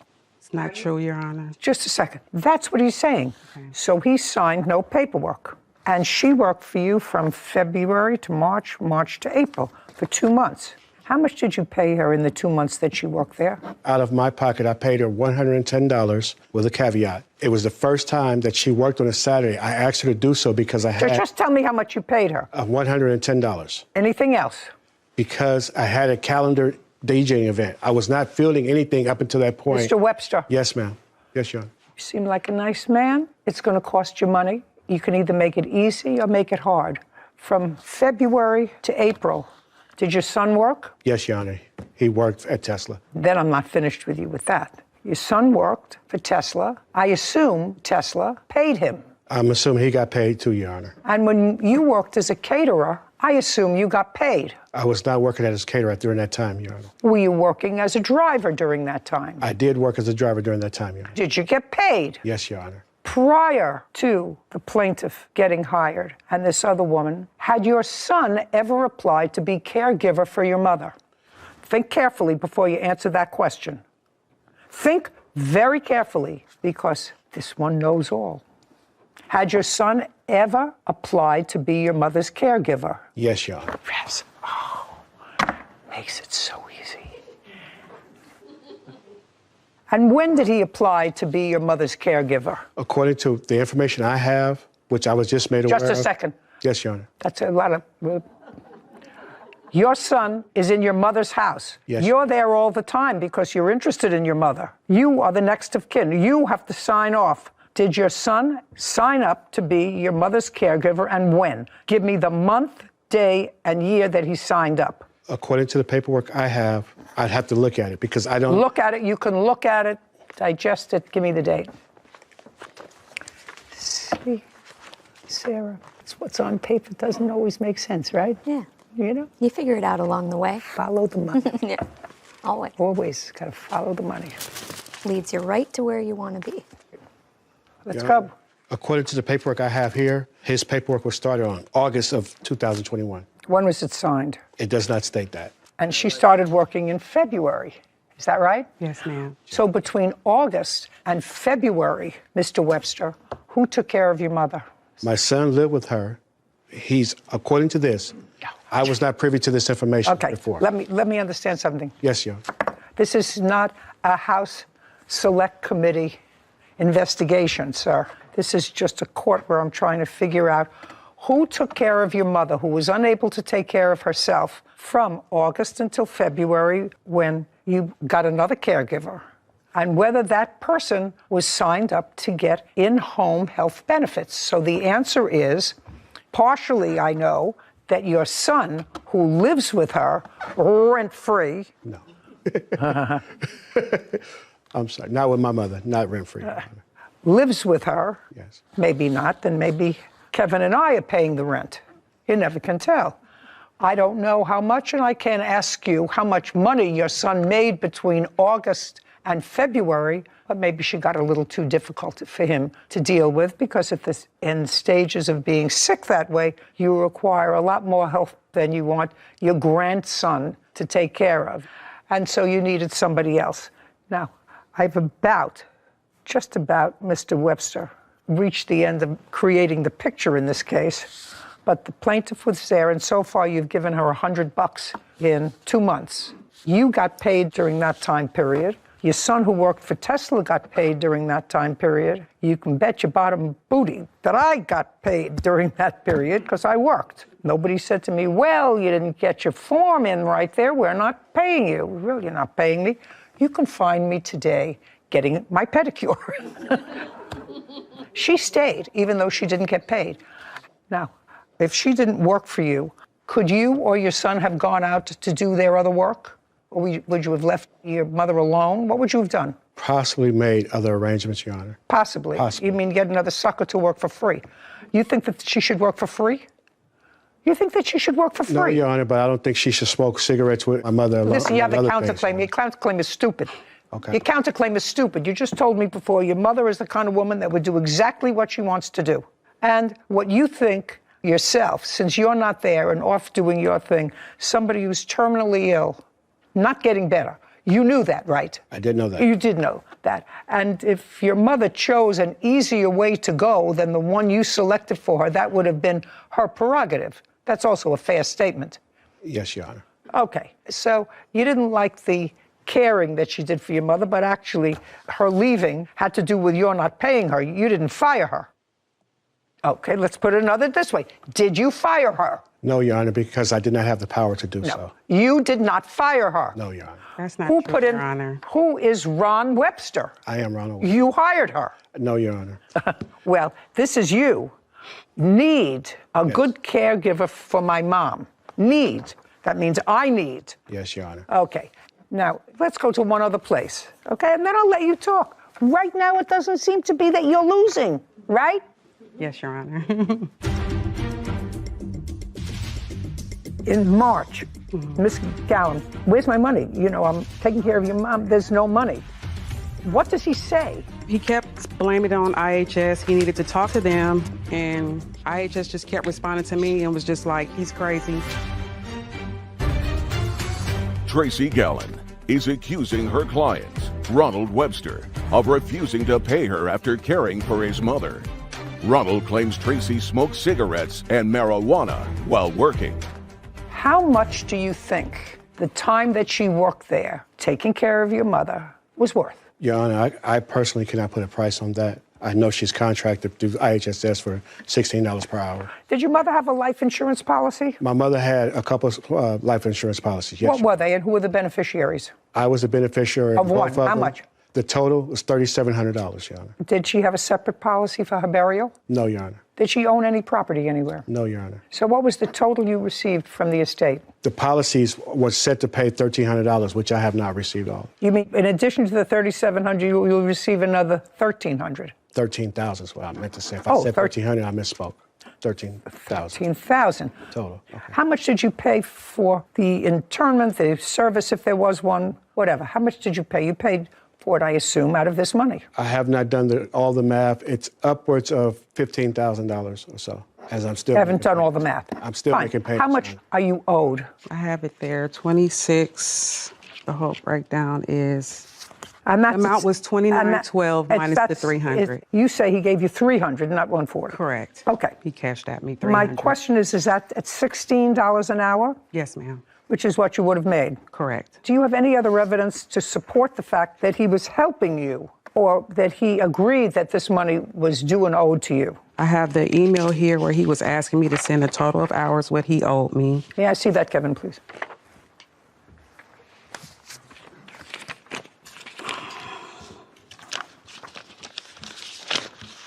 And then this is also the payment that he did pay me, the $300. Well, this is from you. Yeah, he asked me to send that to him because he kept acting confused. But this is from you to him. Correct. Can I see your answer to this when she sends you this document? I don't have that email. Well, and do you have? I'm not sure if there's an answer. I could check my phone. No. Okay. Now, in March, Miss Gallen, where's my money? You know, I'm taking care of your mom. There's no money. What does he say? He kept blaming it on IHS. He needed to talk to them, and IHS just kept responding to me and was just like, he's crazy. I don't know why he keep reaching out to us. We keep repeating the same thing. He said he never filled out forms. Also, this is the contract that he signed stating that I am the IHS provider. If there's any extra fees that was over the hours that were allowed for her, that he would have to cover out of his pocket. No, he said he never filled out these forms. Well, no, that is the contract that he signed. We have to sign that with IHS first to approve me even being the worker for his mom. So once they approved me and I went through orientation, he signed that. He would be responsible for the hours. I kind of marked it on there where it states that this is the contract and this, this is what comes with it. Also, here are the timesheets I submitted. Okay, not necessary. He acknowledges that he didn't pay you any more than, he says 100, you said 3, that's actually in your favor, $2,612. I suggest you take it out of the $13,000 that you received from your mother's life insurance. I'm sure she would like her caregiver paid, the one who took care of her in the last couple of months of her life. Your counterclaim, which is ridiculous, is dismissed as for the reasons I already said. The fact that the defendant may have either smoked with or allowed your mother to smoke in the last couple of years of her life is ridiculous. You're the one who said to me, my mother is my mother is my mother. She'll do what she wants to do. Not something like that. Yeah. Yes, Your Honor. You're done. So's your counterclaim. $2,600. This court is adjourned. My mom's death. I've been doing everything I can to make sure that she was taken care of. And, it's unfortunate. I'm really happy with the decision today. I was glad that she was able to see through all the lies and everything. The plaintiff would give her cigarettes to stash for her so she would not overindulge herself smoking cigarettes. Yes, I would go and get her the cigarettes because that was her last thing that she wanted, so. At best, while taking care of my mom, she did a pretty good job with that. I've never denied that. I've also wanted her to get paid. Just blamed it on IHHS and there was no really reason for him not to pay me at all. I've been ready to put it behind me. This has been a nightmare since my mom's death and right before that. So I'm certainly glad to get it behind me. I really did give her the best care that I could, She was happy. She was very happy, so I'm okay with everything.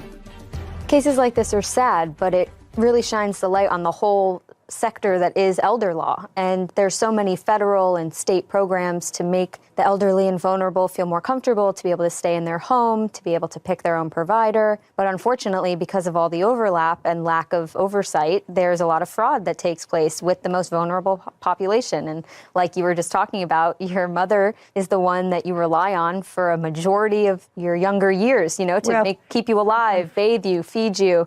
And towards the end, it's just unfortunate that they don't receive the same care as we do in the beginning. Yeah, that not being watched as carefully by the people that they cared for. Yeah, but the plaintiff here surprised me. I mean, working 2 months, 5 days a week. And she stuck with the job. For no money and no real end in sight for when she was going to be paid. I respect her for that. She obviously cares about her business and about her craft as being a healthcare worker, so I appreciate that, but it shouldn't fall on kind-hearted people like that to take care of our elderly. Maybe.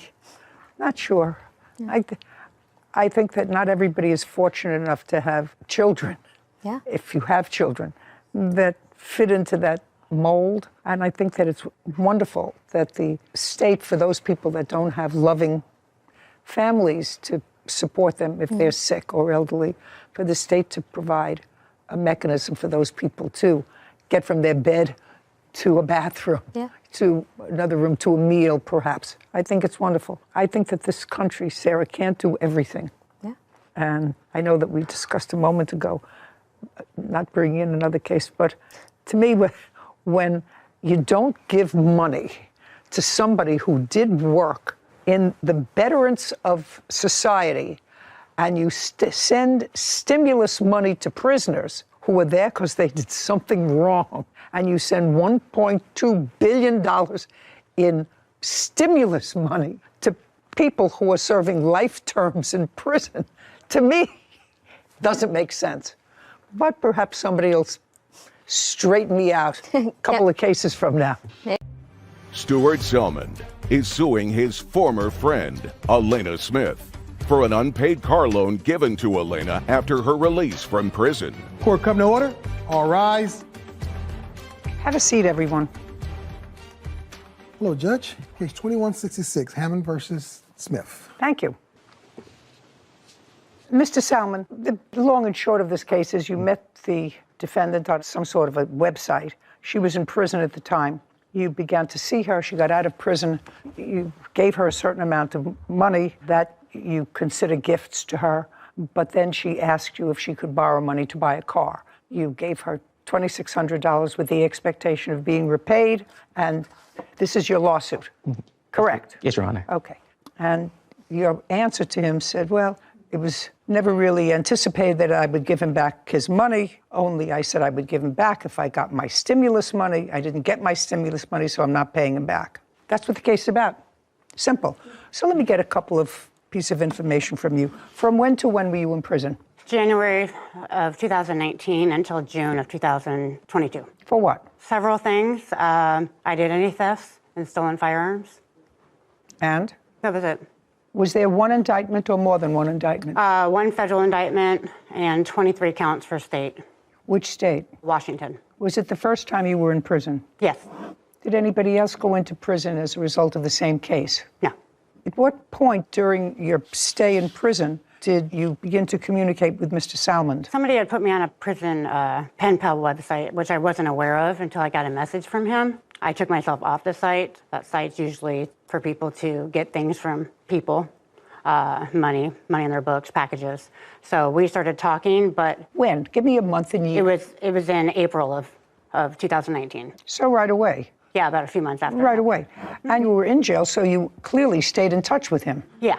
How often did you stay in touch with him? We corresponded maybe initially once every couple of months. And then? And then I was taken from prison to Spokane in November of 2020 for a federal indictment. I was gone 6 months. To serve time on a federal indictment? Not to serve time, but to be indicted and sentenced. And were you? I was. To what? 6 months. In the same prison? No.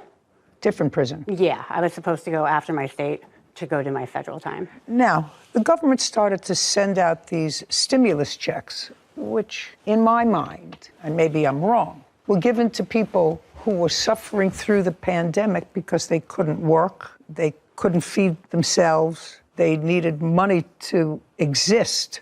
And that's why the money was given out. I mean, I recall the letter that came with the stimulus money. It seemed to me, Ms. Smith, so I'm going to ask you, because I read your answer, which I found interesting. And you said that while you were in prison and communicating with him, several of your stimulus checks came. Where did they come? They were going to be sent to his house. Why were they going to be sent to his house? Because inmates were having their stimulus checks sent to the facility.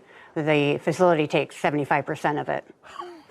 Now, so I knew this would get more interesting, and I have to sort of put it in my timeline. So you had to apply for the stimulus checks. Correct. And all the inmates filled out a form for the stimulus checks.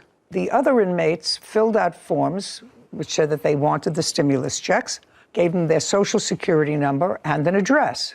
Correct. And you put his address on your stimulus check. Actually, he filed it for me. Whoever, he put his address. Was it at your direction that he filled it out for you? Or did he just do it himself? I mean, I'm up with casual. Yeah, he filed online for me. Because you asked him to? Yes.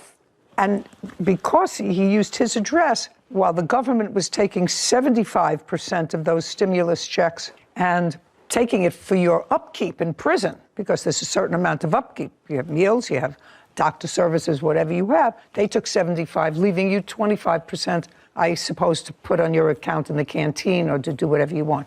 Is that close? Yes. How many checks did you see? None. Because according to you, they went to his house, and since he couldn't find you, because you had been transferred to one prison or another, what did you do with the checks and how many did you get? I believe I got 2 checks and then they just all expired. You know, I never deposited them or anything. Do you have them?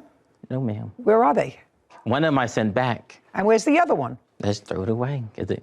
When did they send it, in 2020 or 2021? I believe it's 21. Your Honor, it was 2020. Okay. But you never cashed any of them? No, ma'am. Good thing. Very good thing. No rhyme or reason to giving out stimulus money to people who are already being taken care of by the state, but the federal government, I know, was printing money like it was Mardi Gras, and sending money to prisoners is dubious thing. Sarah, you looked up some figures for me on, because I was curious about this case. How much money Kevin and I spent on sending money to prisoners, especially those who were in long-term, like lifers or whatever. She wasn't, but she got stimulus checks, 2 of them sent to him. So there were over 1.1 million COVID stimulus checks, totaling over 1.3 billion sent out to incarcerated people across the United States throughout COVID. And out of those numbers, according to the letter from the IRS, some 163,000 recipients were serving life sentences who received the stimulus checks. But that's throughout the U.S., not just in Washington. Not just the state of Washington. I got it. Okay. I don't know one guy that cold turkey goes on a prison website to get a pen pal. But the people that do that are sort of the same.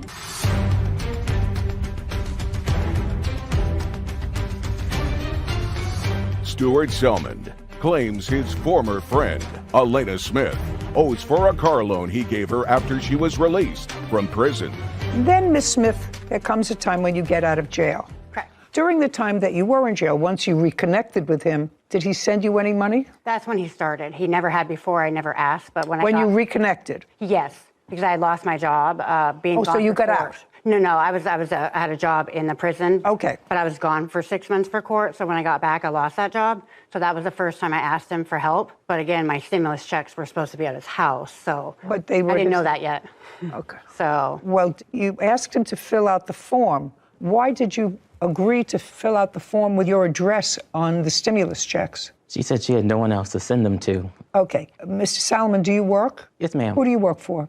I work at the hospital in Tyler. What do you do? I'm a nurse. Now, Mr. Salmon, why wouldn't you ask Ms. Smith, hey, why do you want them at my house? I can't cash them. Why not just send them to the prison? Did she tell you? No, ma'am. Did you ask her? No, ma'am.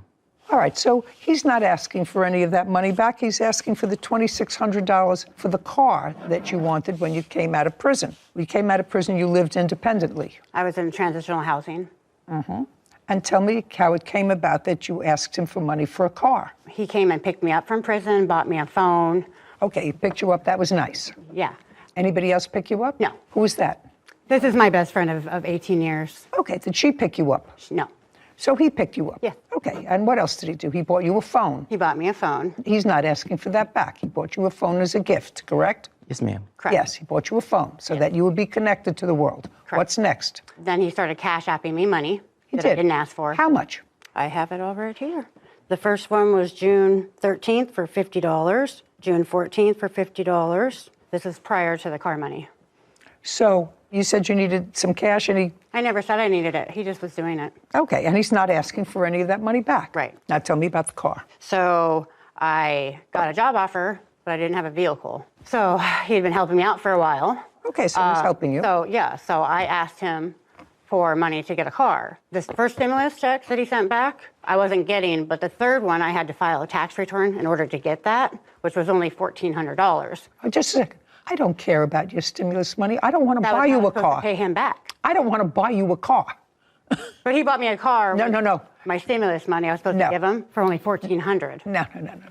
You have to understand something. You have no proof, and I actually believe him when I say he didn't cash your stimulus checks. Yeah, He returned them. You don't even think that he cashed them because No. that would have been a federal offense and he would have gone Yeah, to jail. he didn't. And you didn't want to go to jail, right? No, ma'am. And truth of the matter is, stimulus money is, in my view, not for anything other than try to keeping everything in balance while there was COVID.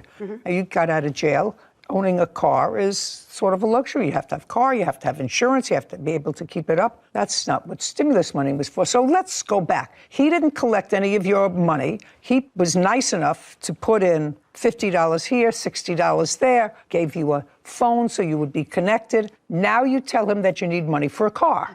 On what date do you tell him you need money for a car? On June 15th. And he gave you $2,600. Correct. And that was in June of 2022. Correct. Now, I'd like to see the emails following up when he's asking you for repayment of that $2,600. Do you have any? Yes, ma'am. I'd like to take a look at it.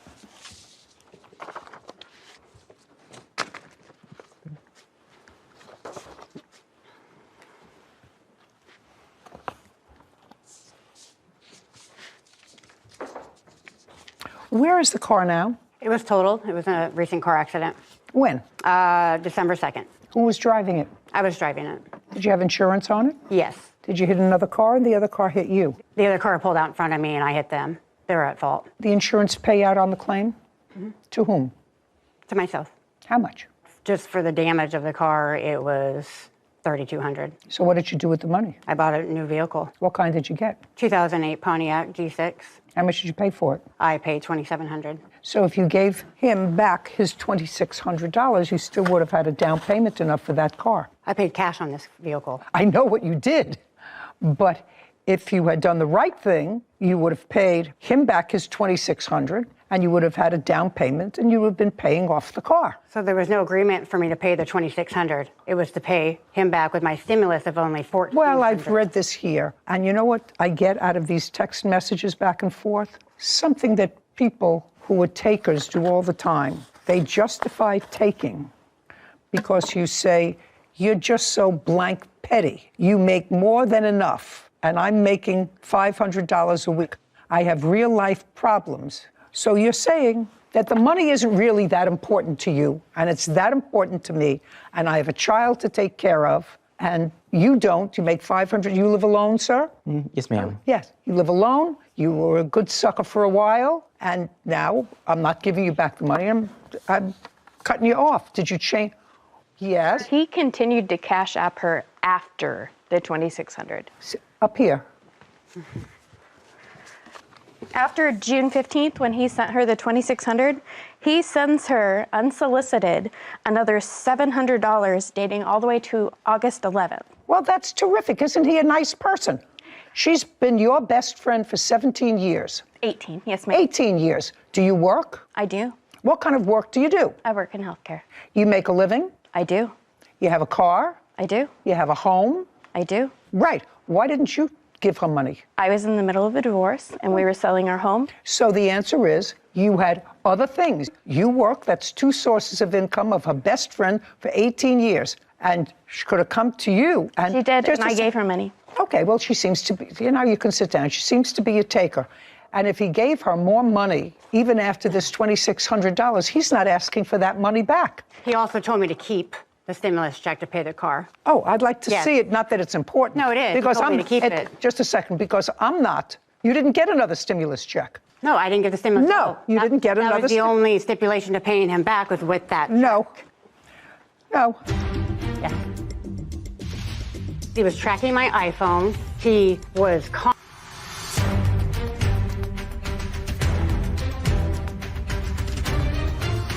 Stuart Selman has accused his former friend, Elena Smith, of refusing to pay back a car loan. Elena claims the car was a gift after she was released from prison.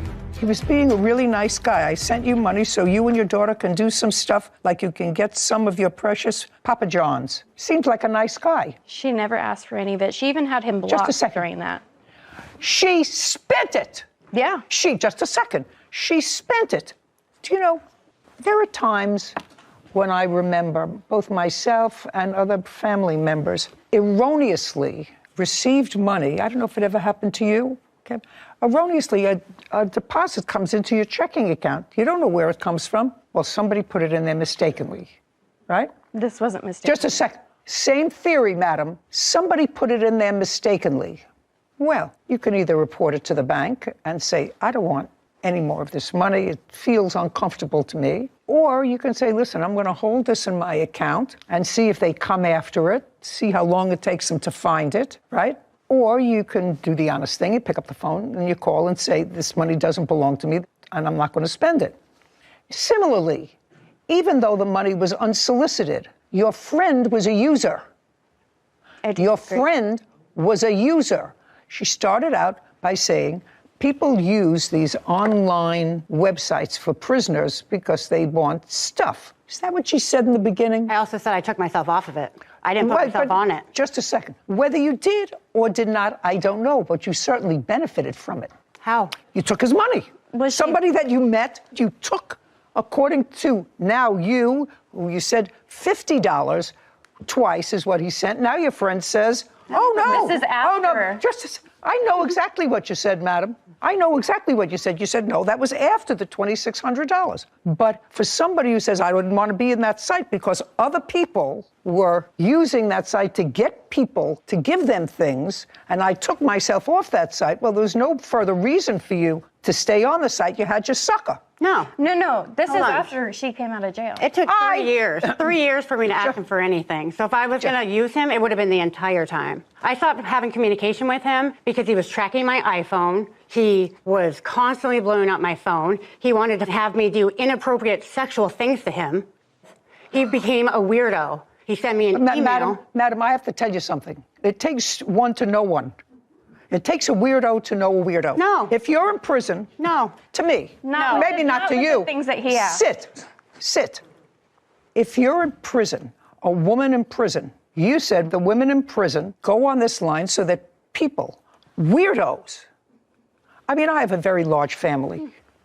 Really large extended family. I don't know one guy that cold turkey goes on a prison website to get a pen pal. I don't know. I'm sure that there are people that do that, but the people that do that are sort of the same people in my mind, and I know it's an old mind, are the same sort of people that have themselves shot out of a cannon or will jump off a 9th-story building with a parachute and see if it works. A little bit crazy. A little bit. You know, right? Even when you marry somebody who's doing a life term in prison, I think it's sort of an interesting story. I wouldn't recommend it for my granddaughter. So the fact that you did a substantial stint in prison, leaving a small daughter who was taken care of by whom? Her father. By her father. Still taken care of by her father? Yeah. So you have a place in your life that's sad that she's not with you, but it gives you the ability to create a life for yourself because you're free. So you can create a life for yourself. This man says, I was a very nice man. I made you more comfortable while you were in jail, a little more comfortable. And when you got out of jail, I also sent you money. Now, If you're telling me, and your friend is suggesting that he wanted some sort of a quirky quid pro quo, that's a reason to cut him off. It's not a reason not to pay him back. Judgment for the plaintiff in the amount of $2,600. We're finished. This court is adjourned. But we were just friends. You know, she just said a lot of things that weren't true. Like, I never asked anything from her. And I mean, I thought he was lonely. He goes on vacations by himself. He has no friends. I didn't keep cashing after I was blocked and stuff. So I thought he wanted a friend, and he was trying to buy my friendship, obviously. no reason. She's just making stuff up. No character assassination. Right after my release from prison. Be careful you loan money to. Don't get a pen pal. No more prison pen pals. So this is something they don't teach in law school. I'm ready. If something doesn't make sense to an otherwise sensible person, you have to know there's a gimmick attached to it. You know, if something walks like a duck and quacks like a duck, it's a duck. Yep. Now it may be a mongoose, but if you'd be pretty safe in saying, you know, walks like a duck, talks like a duck. So it's not a duck, it's a mongoose.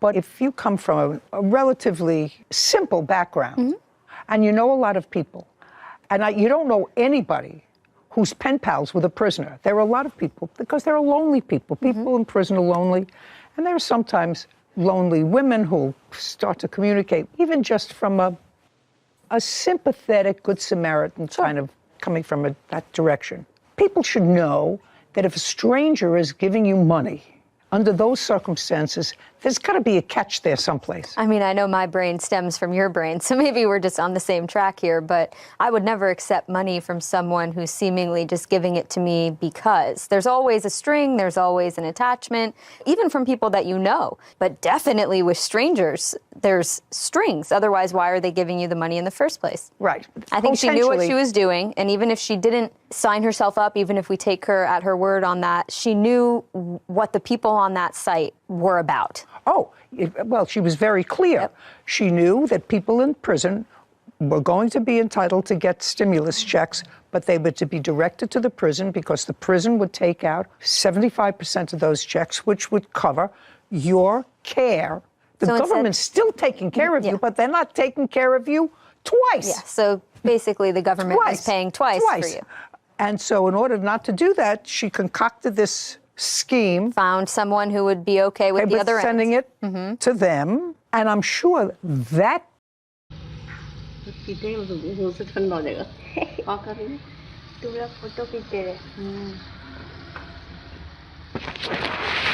Jalebi अम्मी बनाती है अम्मी को जलेबी खाना है तो बुलाना होगा कुलसुम तुमको मेरा बुला रही है तुम ही बोलो कुलसुम अगर तुम काम में हो तो मत बुलाना अगर काम हो जाएगा तो बुला लेना ना किसको कुलसुम को कहीं कुलसुम है हाँ कुलसुम तो है नहीं दिख रही है सॉरी गिर जाएगी मुन्नू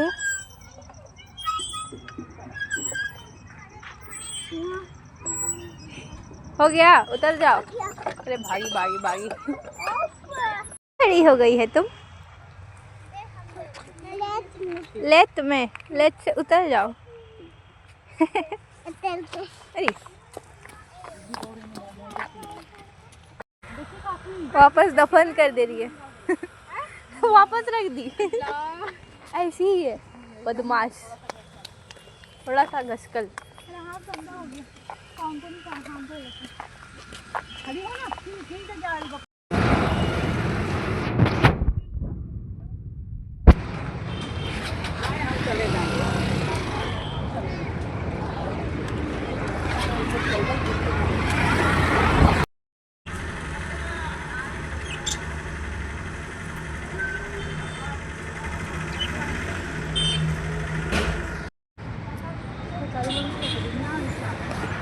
इसमें नहीं हटेगा। हाँ मेरे 3 ऑर्डर्स पैक हो चुके हैं एंड यहाँ पर अभी डिलीवरी वाला एक्सप्रेस पीस का नहीं आया है एंड डिलीवरी वाला आया था तो वो ले चुका है बट ये वाला 3 ऑर्डर्स में अभी यहीं पर है and it is not dispatched yet let's wait pack करना था लेकिन 2 तो जुगाड़ करके मेरे पास हो गया लेकिन मेरे पास कम था, मेरे पास कोई बॉक्स नहीं था, पूरा जगह ढूंढ ले नहीं मिला, तो बहुत सारा कार्टून चेक कर इससे नहीं बना, तो मेरे पास जो पार्सल आया हुआ था इसी से, तो उसी को कट करके जुगाड़ करके अभी तो फ़िलहाल इसी से ऑर्डर पैक कर रहे हैं।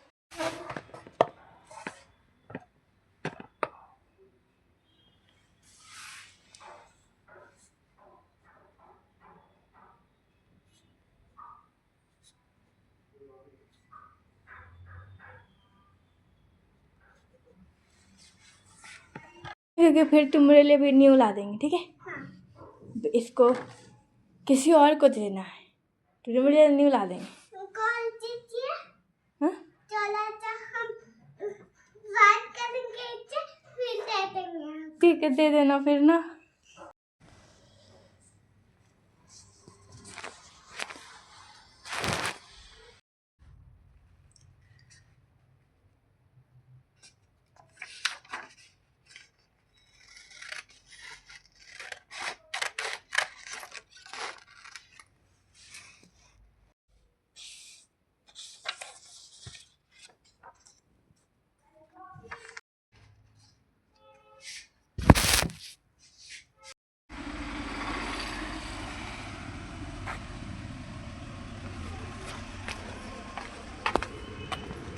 मिला क्या?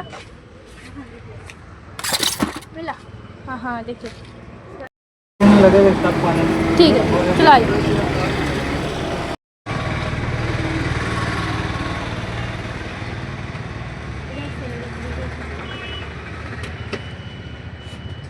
एक दो तीन, बस बस बस,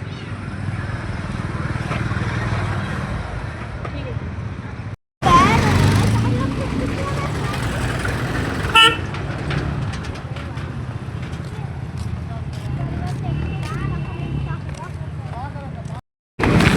क्या है?